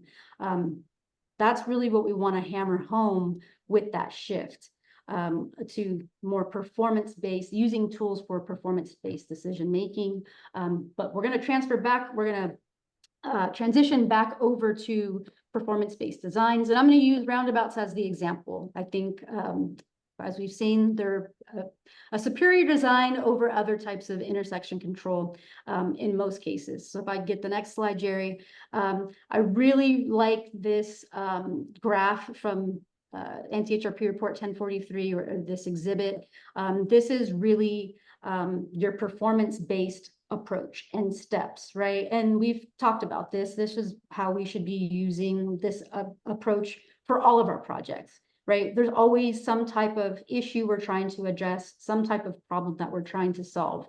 And that's really it, right? Depending on what that problem is, we establish those performance measures. And that's kind of where we're at, that step one. And for, again, intersection performance measures in general, right? These are kind of your basic categories. We've talked about the safety and the speed reduction that maybe we're trying to achieve, that traffic calming, and maybe the operations isn't really, or maybe we're okay with maybe the operations being a little bit minimal. We're trying to do the traffic calming, knowing that maybe we will be balancing that operational performance. And another big two aspects are the bike peds. We talked a lot about that earlier today. And then really, there's always, especially here in California, in most of the districts, we do not have the footprint. There's smaller is better, not only just in the safety performance roundabouts, but as you are hearing, the cost of roundabouts, we don't want that to prevent us from actually installing the design that we know is going to be the optimum, right? In many of these categories. And so these are kind of, like I said, the big performance measures, the high level performance measures that we are establishing in the very beginning of trying to get this project developed. If I can get one more click, Jerry, and then we're going to move on to the next slide, is kind of the step two, right? When you're trying to make these design decisions and these geometric decisions, it's going to be very important to understand, and I think Brian Ray is probably going to talk about this more tomorrow, is what are your three main aspects that influence your roundabout design? And this can maybe be true for other types of designs as well. But it's really going to be your size and shape, your location, and your roadway approach and your entry. Those are your three big key types of influences for your performance, right? And with the size and the shape, that's going to be based on your ICD. How big is it? What is the shape? We've talked about the flexibility in roundabouts. They do not need to be circular, right? They can be oval. They can be peanuts. They can be, they can really adapt to the location that we need. What else is going to influence your size and shape? Obviously is going to be, what are we going with? What do we need as far as the lane configuration? And talked a lot about those mini type of roundabouts, right? The more affordable roundabouts. What type of design vehicles are we accommodating? I think John's going to segue here right after I'm done to talk about the design vehicles. And really, it's really important to kind of get into the details of what movements actually need to accommodate a certain design vehicle. We get that a lot. The location all the time, it's a starting point to put your ICD at the very center of the existing intersection. But we make that comment all the time. If you have some type of drainage facility, some type of environmental sensitive area, that flexibility is built into the roundabout. It's a starting point to center it, but it does not need to be centered, right? And then you can you can adjust your approaches depending on how you move the location of your ICD. And then we got some options too down there where it talks about your different type of approach designs. And really what's going to come into play too is what context are we in? Are we in a high-speed environment? Are we in a lower speed environment, urban, rural, all that good stuff, right? That's also going to inform a lot of what you see here on the screen. Okay, now we're going to move on to performance checks, right? How do we evaluate the performance measures that we establish? And we didn't talk about this too much in the other ISOAP workshops, so I'm really happy that we were able to kind of get this in here to talk about how roundabouts are evaluated, how roundabouts are designed, right? And so the performance checks are so important that in the highway design manual, we essentially say, if you are in your PA&D phase or your stage 2, right? Stage 2, step 2, you need to have performance checks. The highway design manual specifically states if you do not have performance checks developed and evaluated, you essentially do not have a complete design. That's how important these performance checks are, right? And so these are the performance checks. What you see on the right is essentially the methodologies that you use to evaluate those. For your speeds is the fastest path. You got your sight triangles, your intersection sight distances, your view angles to help out with your sight distance and visibility. If you have multi-lane entries, that's going to be your natural path. Are we aligning those vehicles to actually intuitively drive and circulate through the roundabout? And we're not pointing them into the, to the wrong lane. And then our truck turning template. So Bastian talked a little bit about the performance checks, and he really went into detail, right, of the bike ped type of assessment. You could see here, I kind of left it open-ended because the bike ped, the complete streets, 1043 greatly expanded on that. And we do have, now more tools and evaluation methods. Okay. I'm going to go real quick. Jerry, if I can get the next slide, I just kind of want to transition into, you guys saw this slide already, affordable roundabouts. We just talked about that. And I just wanted to, one, point out some language in the highway design manual, and then two, just close out with some design considerations when you're looking at these affordable roundabouts. So we already talked about how the affordable roundabouts can take on different forms. And then the HDM, we have language that we want to build upon.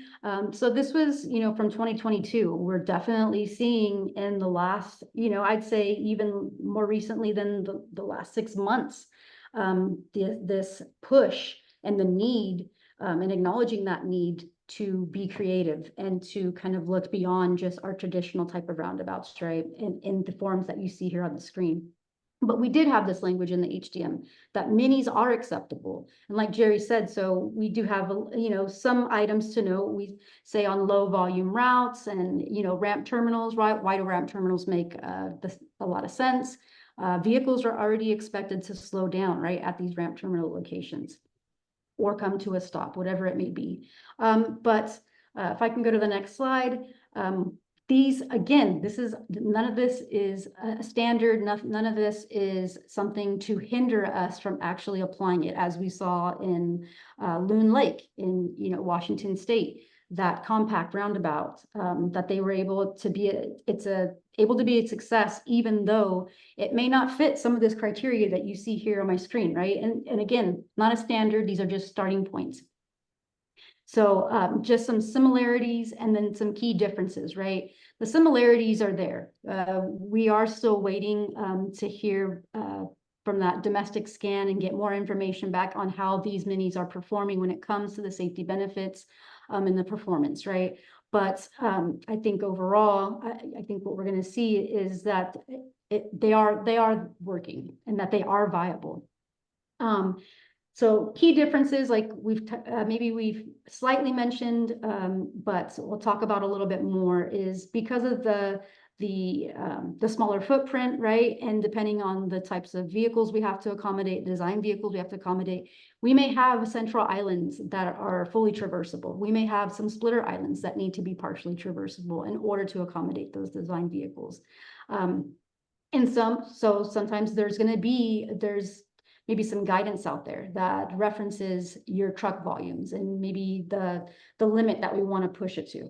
Washington was able to implement a compact on a facility that had high truck volumes. Their speeds exceeded the rule of thumb, right? 30 to 35 miles per hour. There's ways to get around that. I think, that John had already mentioned, we can extend those splitter islands. We can put some type of rumble strips or whatever it may be, raised crosswalks. So I think we have, in addition to maybe the additional signage, I'd see that as mitigation. We always want to try and supplement, right? Getting those approach speeds down maybe prior to the roundabout if we're not able to because of certain circumstances, with geometrics, with actual geometry, and not just relying on signage. And again, AADT, that's the rule of thumb. So nothing hard and fast when it comes to this, implementing minis and roundabouts. These are just design considerations that you want to consider. Okay, and then we're going to close out real quick with a few slides, Jerry. You guys just saw this where John was sharing the city of Modesto. I really like this example too. This is the one that John closed out with because this is more representative of what we would see on our state highway system. But, something that didn't realize till after the fact when we were talking with the city of Modesto was that they have even implemented a phased type of interim design. What you see here on the left is from 2008, 2009. That was in place till almost about 2021. So what you see here on the left is very minimal, right? It's striping, and I think they may have had some type of crash cushion device in the ICD. It's really hard to see from this graphic. I don't have a better graphic. And then, at some point in 2021, they did come through with more of the other elements that John had highlighted. So just wanted to point that out. And then I think we have one more, John, maybe a closer, Jerry, one more closer look at what John was sharing as far as, they used AC dike, they painted it, they do have detectable warning surfaces. Is this a perfect design? I'd say no, they do have the ultimate what they want, but is this the best for this location at this time? I'd say yes, right? And that's kind of the last things I just want to leave you guys with this afternoon is this comes straight from 1043. It just says perfection is rarely attained, yet a less than ideal roundabout may achieve the safety performance benefits that exceed those of a different optimally designed intersection form. And I think that's exactly what you're seeing here on the screen. And that's okay, Jerry, to advance, because that's what I want to leave today is a lot of times when I share some of the graphs or when I share performance-based, tools, we get a lot of good questions, and it doesn't cover everything, right? Nothing replaces our engineering judgment.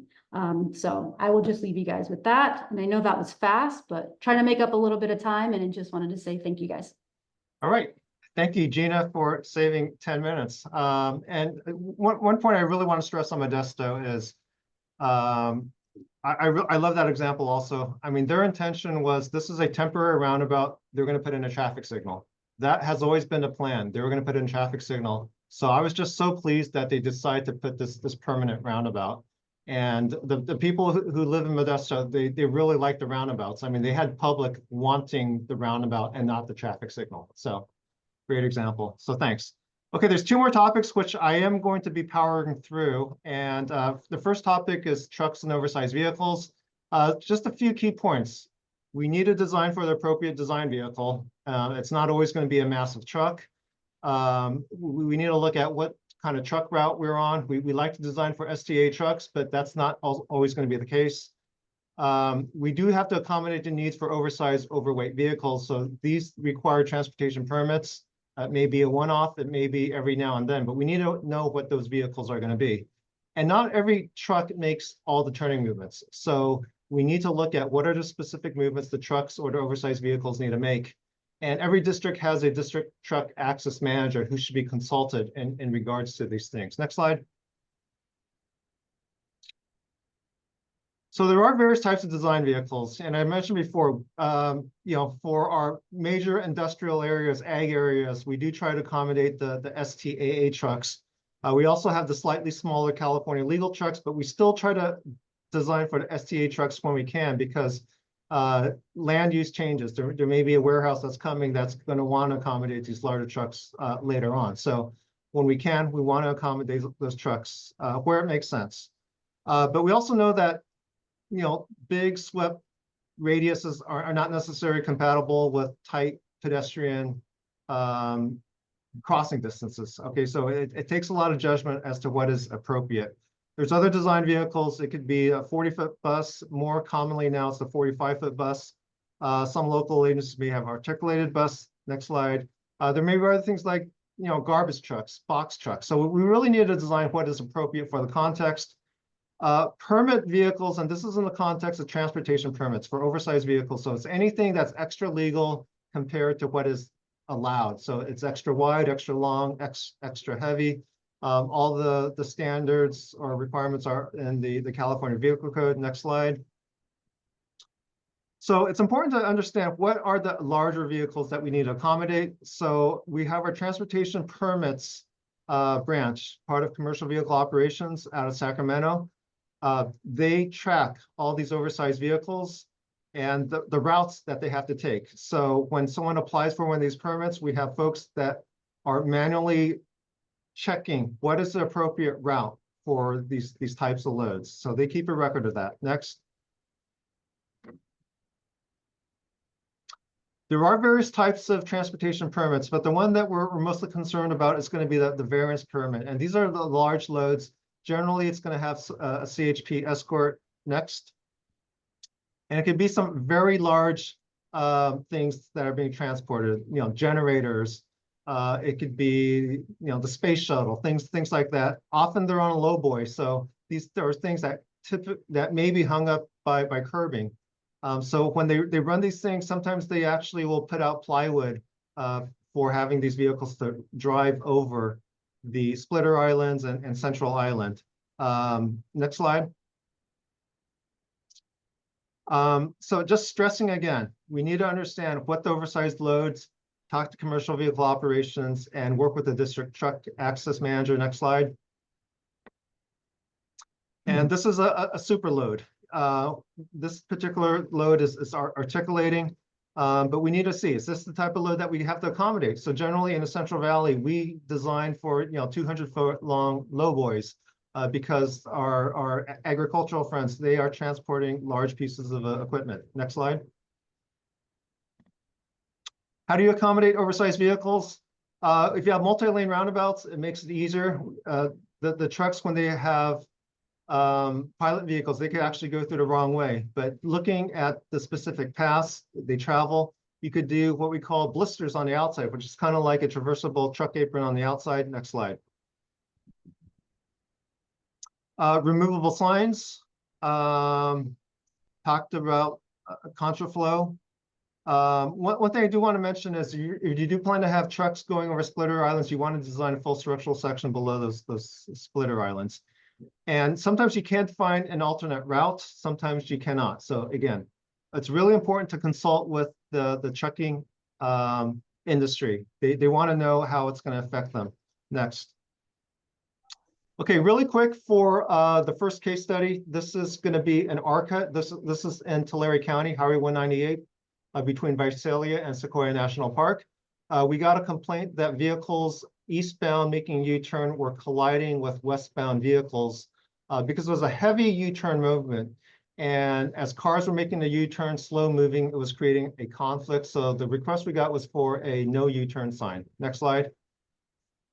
So what was going on was we previously prohibited lefts out of Road 180, which diverted the drivers to go to Road 182 to make that U-turn. And as over time, as volumes increased, people were taking chances making those U-turn movements. Next slide. So we want to look at the entire corridor. What makes sense at this location? So we actually, long term, there's future plans for an interchange at this location. It doesn't seem to make sense to build a roundabout, which would require a lot of reconstruction of the state highway. We definitely don't want to put a traffic signal if there's a better solution. So on the west side, there's all interchanges. On the east side, we have at-grade intersections that at someday in the future may be interchanges. Next slide. So just walking through the ISOAP steps. Step 1.1, do we got to do ISOAP? So we were thinking about putting another R-cut at Road 182. This would require adding acceleration lanes, so a lot of investment, cost, widening. So yes, we got to go through ISOAP. Intended project outcomes. This is a safety project. We have a collision of U-turn crashes. But we also found another pattern of crashes of folks making lefts out of the Road 182. So we're trying to solve that issue also. So we gather various types of information. Next slide. Ped and bike. This is a rural area, so not significant. We don't really have to accommodate ped and bikes at this location. Operations of feasibility. So the highway runs about 25,000. And there's about 100 vehicles making that U-turn in the morning peak. Opposing traffic is about 550 per lane. Next slide. So our first proposal was doing side-by-side left turn lanes for the R-cut. That way a vehicle that's leaving the side street gets into the median, so addresses the speed differential. However, the concern with this is it's a lot of widening, a lot of cost. And when we started running for a safety project, the safety index, this would not meet the eligibility. Next slide. So we looked at another alternative, which was back-to-back left turn pockets. It's working within the median, much more affordable. We ran a safety index, and we were able to justify a safety project. Next slide. So transit's not significant. Freight, we are accommodating trucks. Next. Initial safety assessment, I already talked about the crash pattern. Next. The infeasible strategies that we eliminated were the signal, the roundabout, which cannot be justified. So in the end, we got approval to do the R-cut from our headquarters. And that's the project that will be programmed. So next slide. And it's going to be documented on this 4-page long form. And this is an example that we're actually going to be posting on the Caltrans website. We hope to have that up in a week or two as an example. And I believe that is our last slide. We are at end of day one. I think we're right on time. And we look forward to see you all back here 12:30 noon. We're going to go through a quick review, answer some questions, and we have another full day.